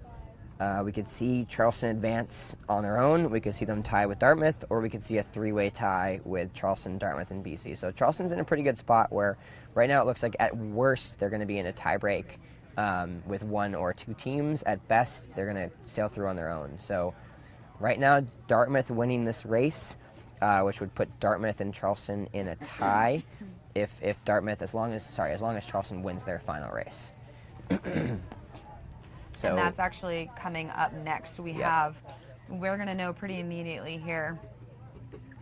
Yeah, so I think coming down to the bottom of this run, we've got BC actually kind of breaking up this 1-2 for Dartmouth, sneaking across the front. So Dartmouth, what on that first beat was looking like it was going to be maybe a 1-4, 1-2-4. That foul opened things up for BC. BC now has a piece, and looking like they could pretty quickly make this happen into a play 2 if they can just control boat 9 on the left there.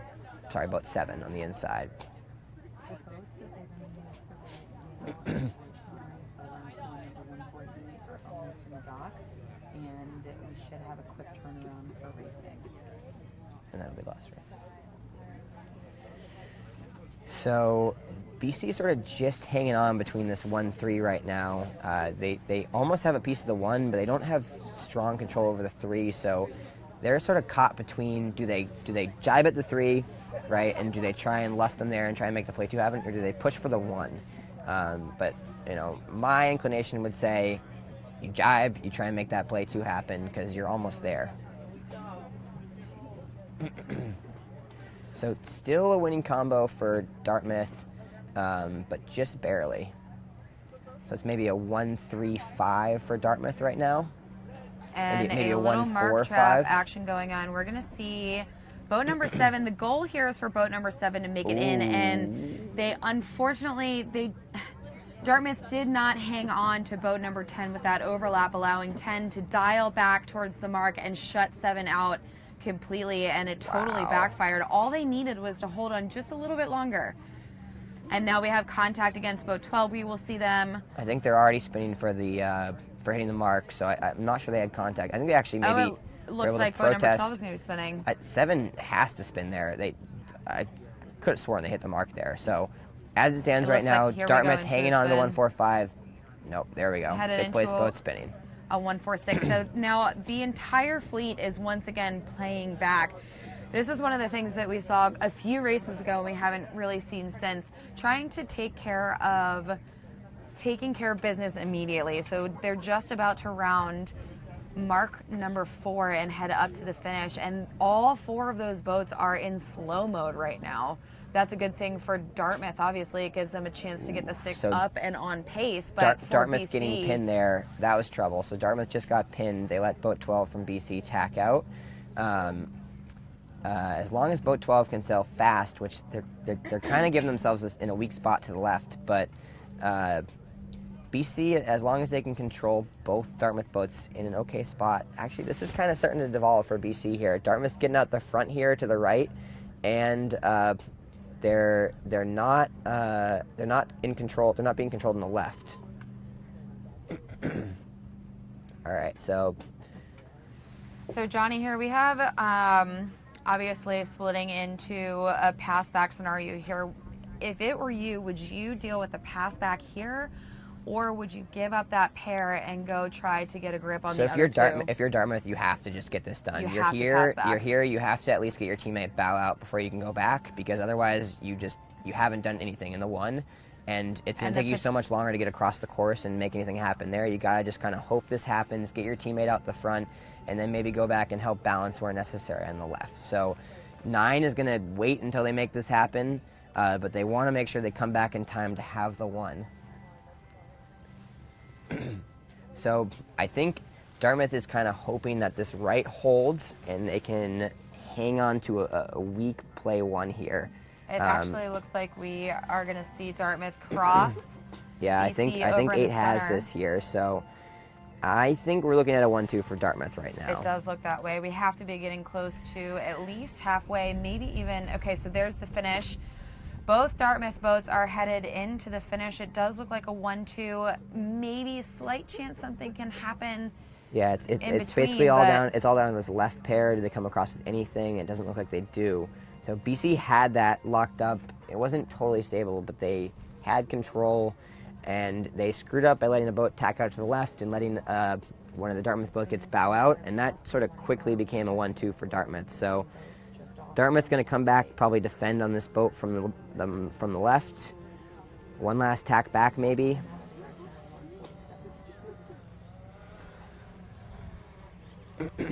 Yeah, this is looking like it's going to be.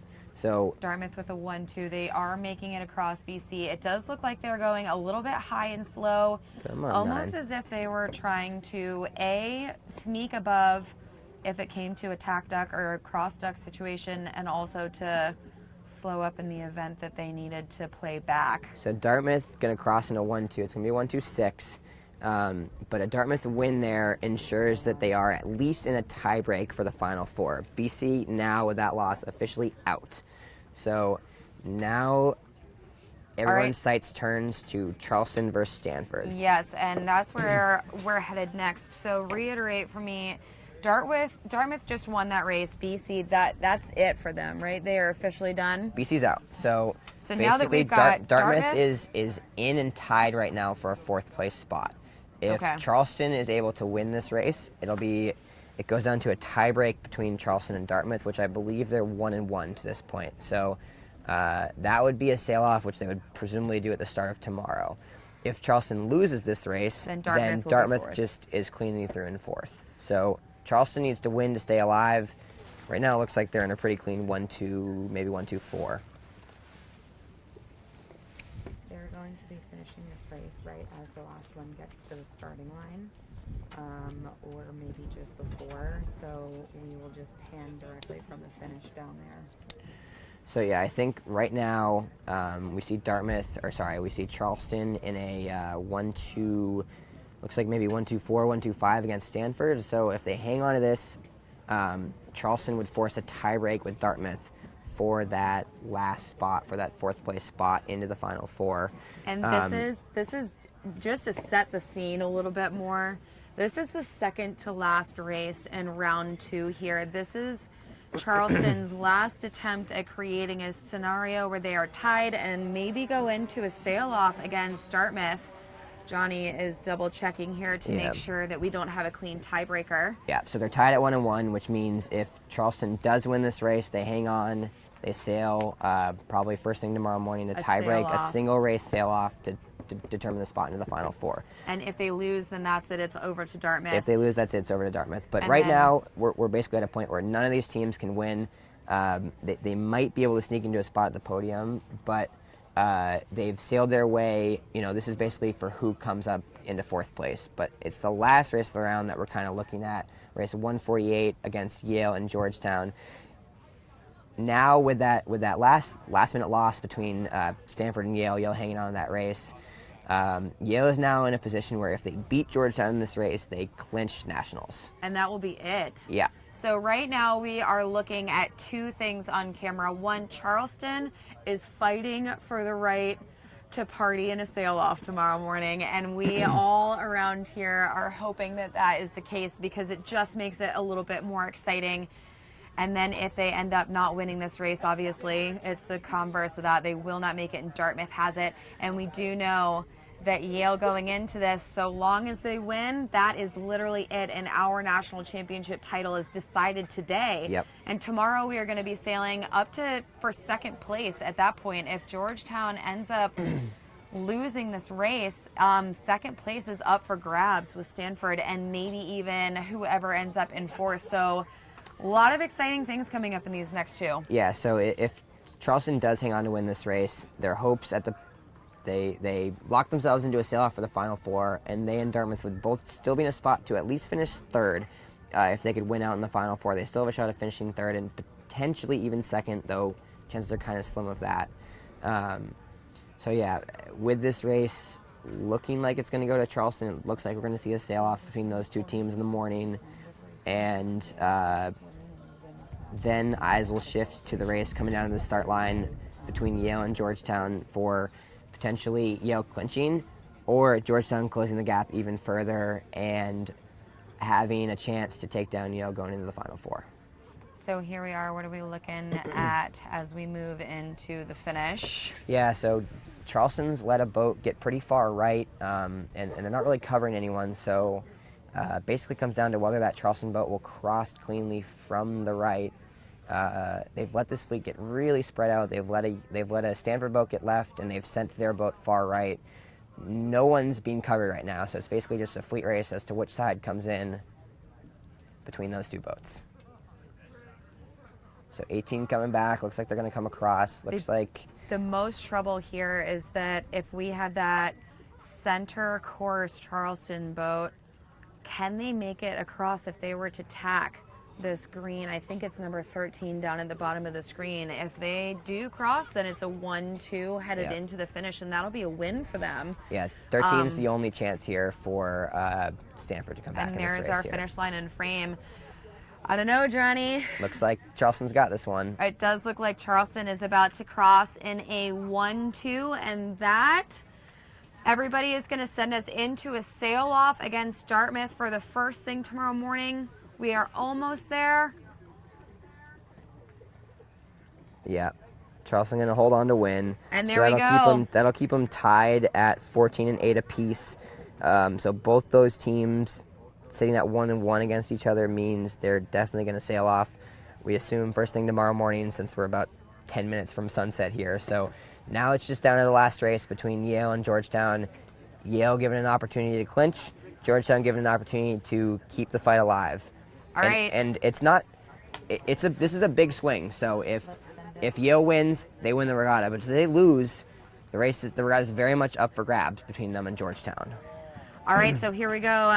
To get everybody a little bit extra hyped, I see some jittery personnel off to the side of our tent, eagerly watching on our monitor to see how racing unfolds. But this could be the national championship title right here. We certainly know that this is the race to determine it, but this could be the end. We could figure out who is going to win the wood, as we all so lovingly call it. I think we're at the point now where only Yale or Georgetown have a shot to win. I think that loss firmly solidified Stanford as not having a shot to beat Yale for the title. So basically we're down to, does Yale clinch in this win, or does Georgetown close the gap and keep it alive for the Final Four?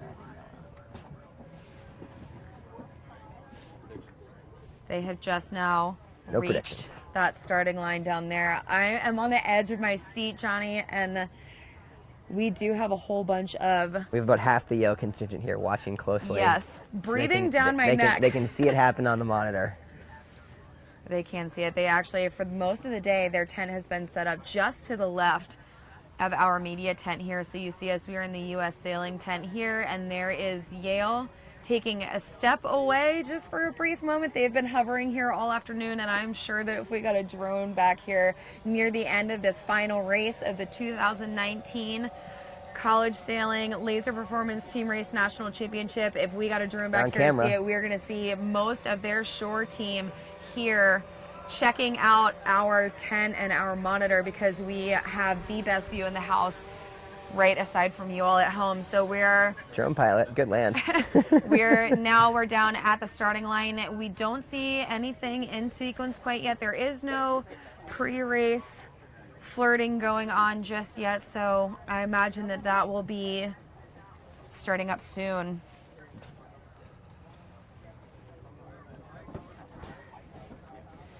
Johnny, if you had to predict, what would you say? Well, let's see. I think did we see Georgetown beat Yale? No, the only two teams that have Charleston and beat Navy, Yale that's are right. Charleston and Navy.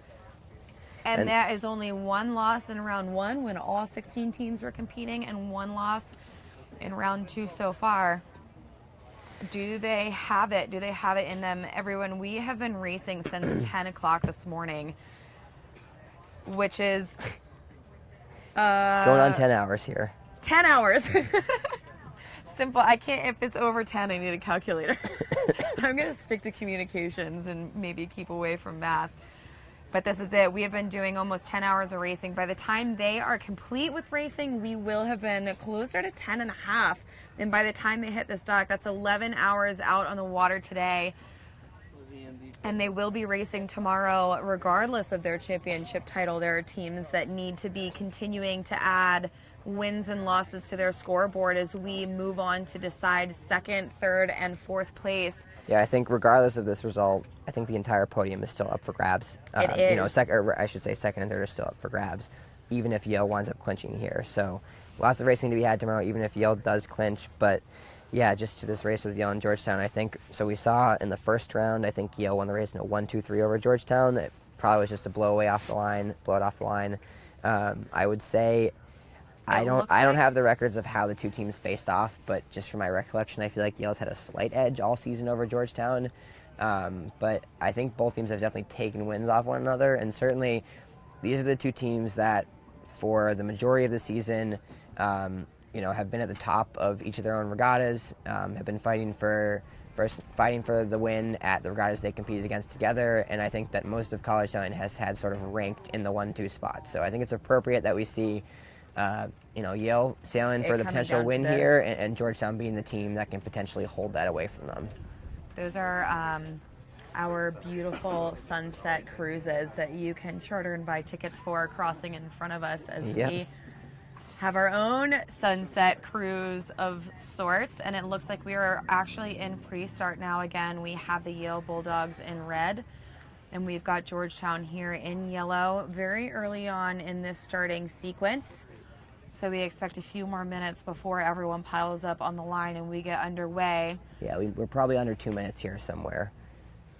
Marianne, yes, the powerboats have their lights on. We are actually having to adjust all of the lighting, contrast, exposure on all of our cameras. Our lights will be on soon, and I think that we're gonna need some here when everyone gets into shore, particularly if this works out for Yale. I think that we're gonna need some lighting for a little bit of extra celebrating. Yeah.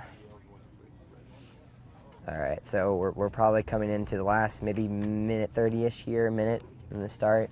Hard to tell.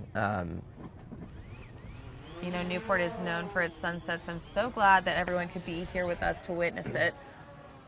We have probably, an 8-team contingent from Yale breathing down our necks trying to see what happens. There is a time delay on this. All right. Also, we can hear everything that you say when you're just to our left like that. Say hi, Mom. All right, so Yale in red, Georgetown in yellow. Getting close Yale to the kind start. of leading in at the pin. Looks like Yale's holding Georgetown out at the boat. If we're under about 10 seconds here, it's looking pretty good for Yale at the boat, forcing Georgetown to double tack out. Leading 2 pairs off the starting line. That is the official start to this last race. Yeah, so Yale is just ahead of the boat. They're probably a tie, maybe just ahead of the pin, and they are about back in the middle. So it's hard to say who has the advantage here early on. Gonna watch I think maybe slight advantage to Yale in a 1-2, but very easy chance for Georgetown to chase this down. Right. And if they can pinch up here at the boat end, yeah, it's looking all right for Georgetown right now. They're very much in this race. If you were Yale, would you try to tack out and then hip up all the way up to the Well, right-hand if side I was of the this middle course? boat, I would have been out of here ages A long ago. time ago. Why are you waiting? I think he might have had that cross, but we see Georgetown And we're gonna bear see. away and suggest that that might have been a foul. The judge boat was right behind, so they're going to see, they're going to know. We still haven't seen that center Yale boat get out of there. Yeah, Why is it? I'm not sure why they're waiting. There's a song in the Disney movie Mulan that would be perfect for this moment, where they're asking, "What is it you're waiting for?" I can't say On I'm familiar with that one, but You never watched Mulan? I did once upon a time, but can't say I remember it. I will admit I'm 28 years old and I have a Disney playlist I listen to regularly. It brings me joy. All right, so Yale. What is going on? This is much more sloppy than I expected for this race, and I am going to be harsh because this is for the national championship title. We have a sloppy start. Whoever was the center boat didn't get out of here. We've got 3 boats stuck in the center with only one of their opponents, Georgetown, and Georgetown has 2 team members on the wings. It is absolutely unbalanced. Yeah, but it looks like right now, so we saw boat 3 tack across boat 5 on the left, so it looks like boat 5, even though they're levered up here and they're sailing free on the left, I think they're definitely not in the one. So it's looking like Yale can, at the very least, ace this middle boat. They can ace this middle Georgetown boat, and then it's kind of just a fleet race of whether these 3 Yale boats come out ahead of either of the 2 Georgetown boats in the wings right now. So I think we're expecting to see this Georgetown boat in the middle kind of get shot out, and we see them tacking out now to that end. And tacking back. But we got a close duck from Georgetown. Oh. Again, with the sunsets here in Newport, Rhode Island, a very abrupt segue. I think we're doing some drone transferring here. We are. It's tough managing drones and the batteries Our and sunset keeping everything. is LaserPerformance orange is what I gathered from that. So here is our Mark 1 and 2 in sight. It looks like we finally have a little bit more balance on the course. It's about time. I was having anxiety. This is looking like it's going to be a 1-2 for Yale right now. I'm not sure if we saw a protest in that left pair with Georgetown, but either way, it looks like Yale now has all 3 pairs. From what looked like it was probably a Georgetown lead off the line. A couple weird exchanges on the left-hand side of the beat. Yale, we're giving up a close duck to Georgetown. That's about all they got right now. So maybe they're hoping they can hang on to this with a tack here and maybe get a piece of them at the end. They're going to need to top put of the mark. that top starboard boat to work They are as not. they tack back. They are not locked in here.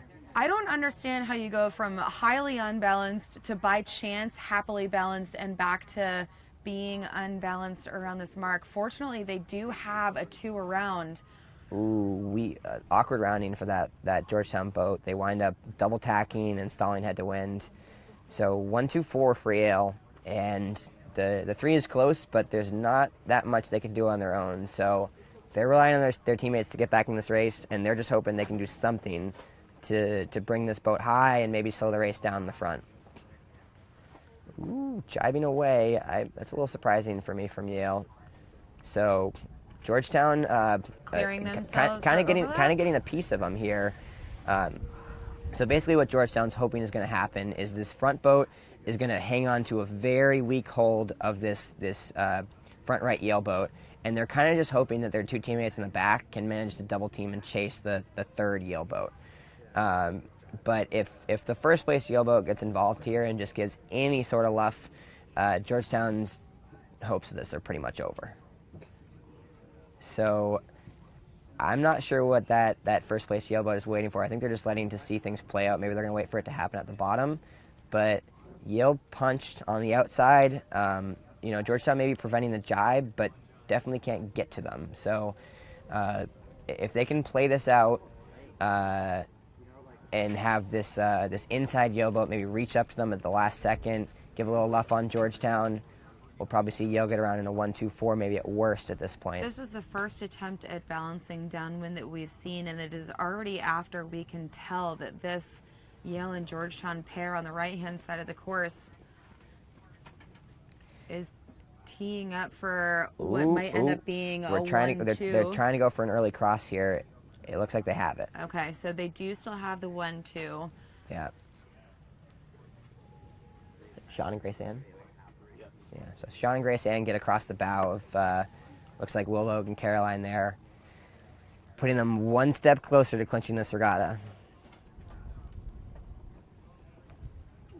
Hanging on in the 2, but in the back, it looks like Yale's kind of losing control of an ace right now. I would anticipate this outside boat from Georgetown to maybe get around the outside here. Might see a little luff just to solidify no aces. Yep. So we see a little luff from Georgetown to solidify no aces. I know that hurts their chance of a chase. Or it slows them down a little bit. Doesn't make them as close to chase, but no ace. So all they now need is someone to pass one of the Yale boats in the front. But it's a pretty deep. The 3's real close, but it's a pretty deep 4-5. So a lot of work to be had from this third place boat from Georgetown to try and unbalance. If Yale can just manage a simple 2v1 coverage here, and not get baited into too much with boat 5 from Georgetown, they're going to be sailing away to win this thing. If they sail like they did on that first weather leg, I can confirm that a door will be open for Georgetown here. But if they don't clean it up a little bit and make sure that they've got that balance going on. All right, you all, this is the final leg of the Georgetown and Yale race here in the final race of round number 2. Again, we do have the final 4 to race tomorrow. However, we might just witness Yale win the 2019 College Sailing LaserPerformance Team Race National Championship before even entering into that remaining stage. We are about a half of a leg away to the finish, and it's looking like they still have a pretty strong hold on that 1-2. So sound off in the comments if you think they've got it, and sound off in the comments if you think that Georgetown might, by slight chance, be able to make something happen. But we have some eager and already slightly tearful Yale people over here to our left, and Johnny and I are on the edge of our seats. Yeah, it's looking pretty good for Yale right now. They don't have an ace, but looks like they're hanging on to the 1-2 here. It's mostly the boys over here on the Yale team crying. They're all racing. All right. Getting across, so the Yale boat consolidates across from the left. I'm assuming this first Yale boat is probably pretty close to pin lay here. So second Yale boat probably just sailing to starboard lay. Ooh. We lost the monitor, we lost the monitor. No. All right, we are getting pretty close to the finish. I think it looks like we just lost coverage on the monitor, but I think it looks like Yale is going to hang on to this thing. All right, okay. And there's the finish in Yeah, sight. it's Yale going to happen in does real time have there a faster. 1. They are right here at the pin. We're right here. All right, so Yale's going to cross. We got it. So Yale's going to cross in the 1 here. They've got a boat on starboard lay coming in, laying the mark. I think at worst they're a 1-3. It looks like they're going to be a clean 1-2. Johnny, we have in 5, 4, 3, 2, 1. We have our new LaserPerformance Team Race National Champions. It is Yale University. After an impressive display of team racing skill, they have won this championship here after only 2 rounds of racing. It doesn't matter what happens to their scoreline tomorrow in the final 4. This is it. They have officially won the Wood.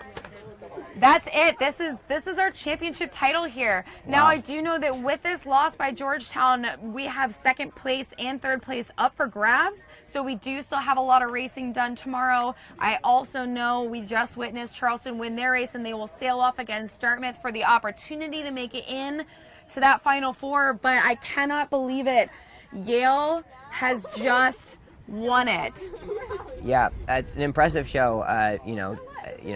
This regatta is designed. Well, I should say, the fleet is tight. The top 8 teams can all beat one another.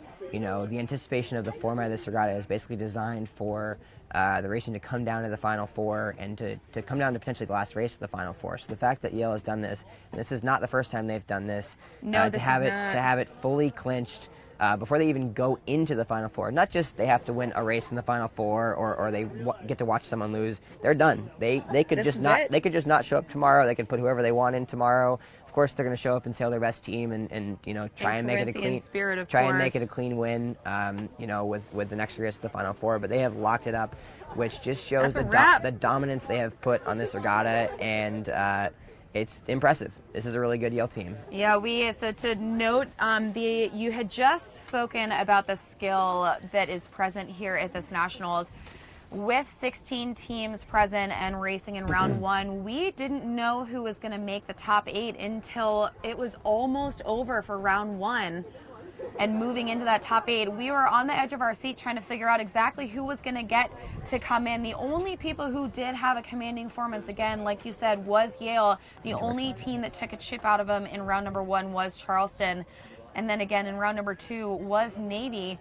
But trying to figure out who was going to fill out the rest of the fleet was a very tough call, and now figuring out who was in the top 4, again, a really top call, and Yale was having none of it. They wanted this title to be over and done with, not to deal with the stress of tomorrow, and they really put an impressive performance together. And to note their entire program history, this is now their 5th Team Race National Championship. We had spoken a couple of times about there are only 2 teams between 2012 and now 2019 that have won, and that is Charleston and Yale. Yale won consistently for 4 years in a row from 2013 to 16. And this makes 5 of the last 7. And this makes 5 of the last 7. So I do have notes on the most winning teams in the history of college sailing, and now we have Yale University joining St. Mary's College of Maryland and Tufts University with 5 total wins in the history of Team Race Nationals, and the only team who has won any more than that is also present this week, and that is the U.S. Naval Academy with 6.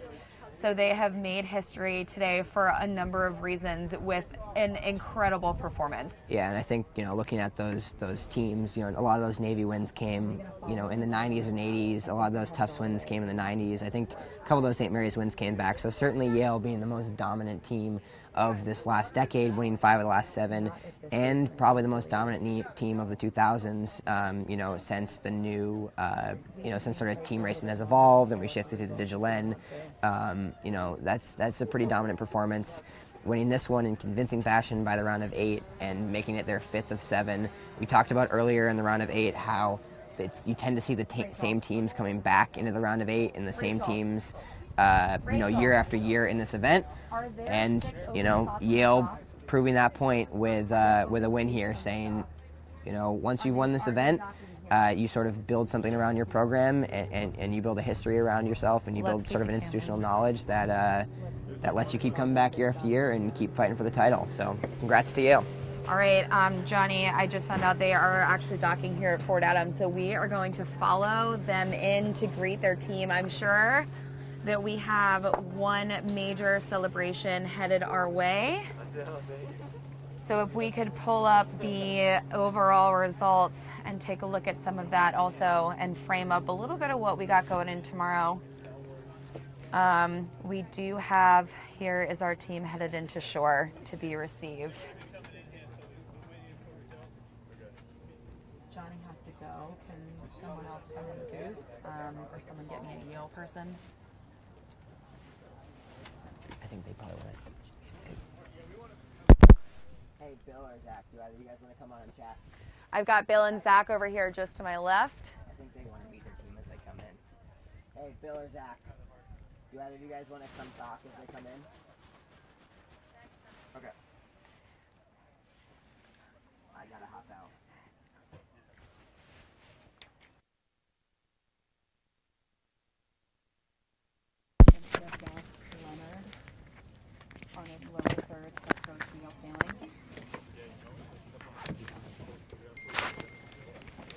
All right, we're going to say a quick goodbye to Johnny. Thank you so much for joining us today. He's done an excellent job helping me out with the team race stuff. And I actually have probably the most special guest on board, second only to some of the sailors. I've got Zach Leonard, who is the head coach of the Yale Bulldogs. And Zach, you've been present for all of these championship wins, haven't you? Yes. Yeah. So this is an exciting moment, I bet. Yes, it is. We worked so hard this year, and the kids did a great job, so we're thrilled for them.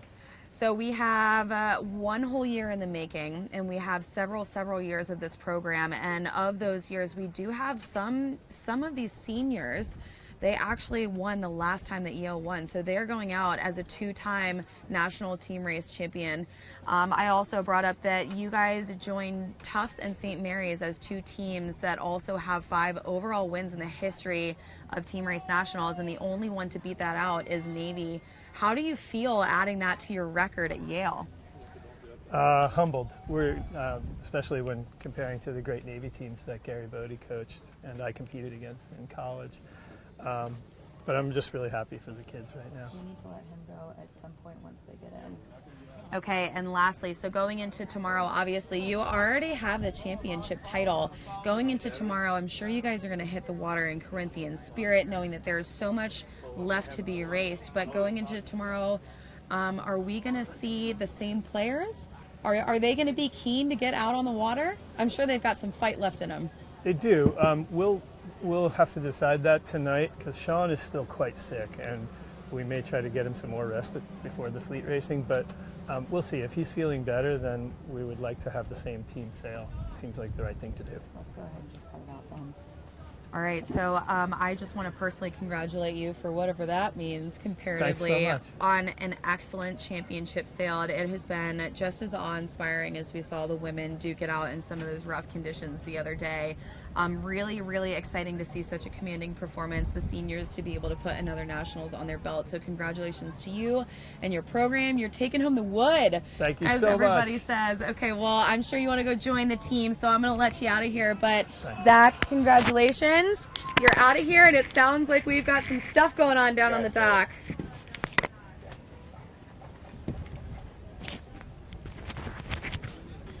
Okay, everybody. So that is a wrap here for the 2019 College Sailing Laser Performance Team Race National Championship title. Of course, we still have so much left to be contested tomorrow. We have a sail-off between Charleston and Dartmouth for the opportunity to join that top 4, and then now with that loss on behalf of Georgetown, second is also up for grabs. So we still need to figure out what that podium is going to look like. We've got some very happy Navy sailors here on the dock. So after 11 full hours of sailing today, a championship won, incredibly tight racing and tiebreakers all around throughout these qualifiers. We would like to wrap things up and bid you all adieu for the evening so we can see you back tomorrow morning for the remaining excitement. Again, my name is Laura Beigel. I am your host here for College Nationals. And of course, we're ending with John Rogers, my co-host, my analyst, and my all-around go-to weather guy. Thank you all for joining. We will see you tomorrow.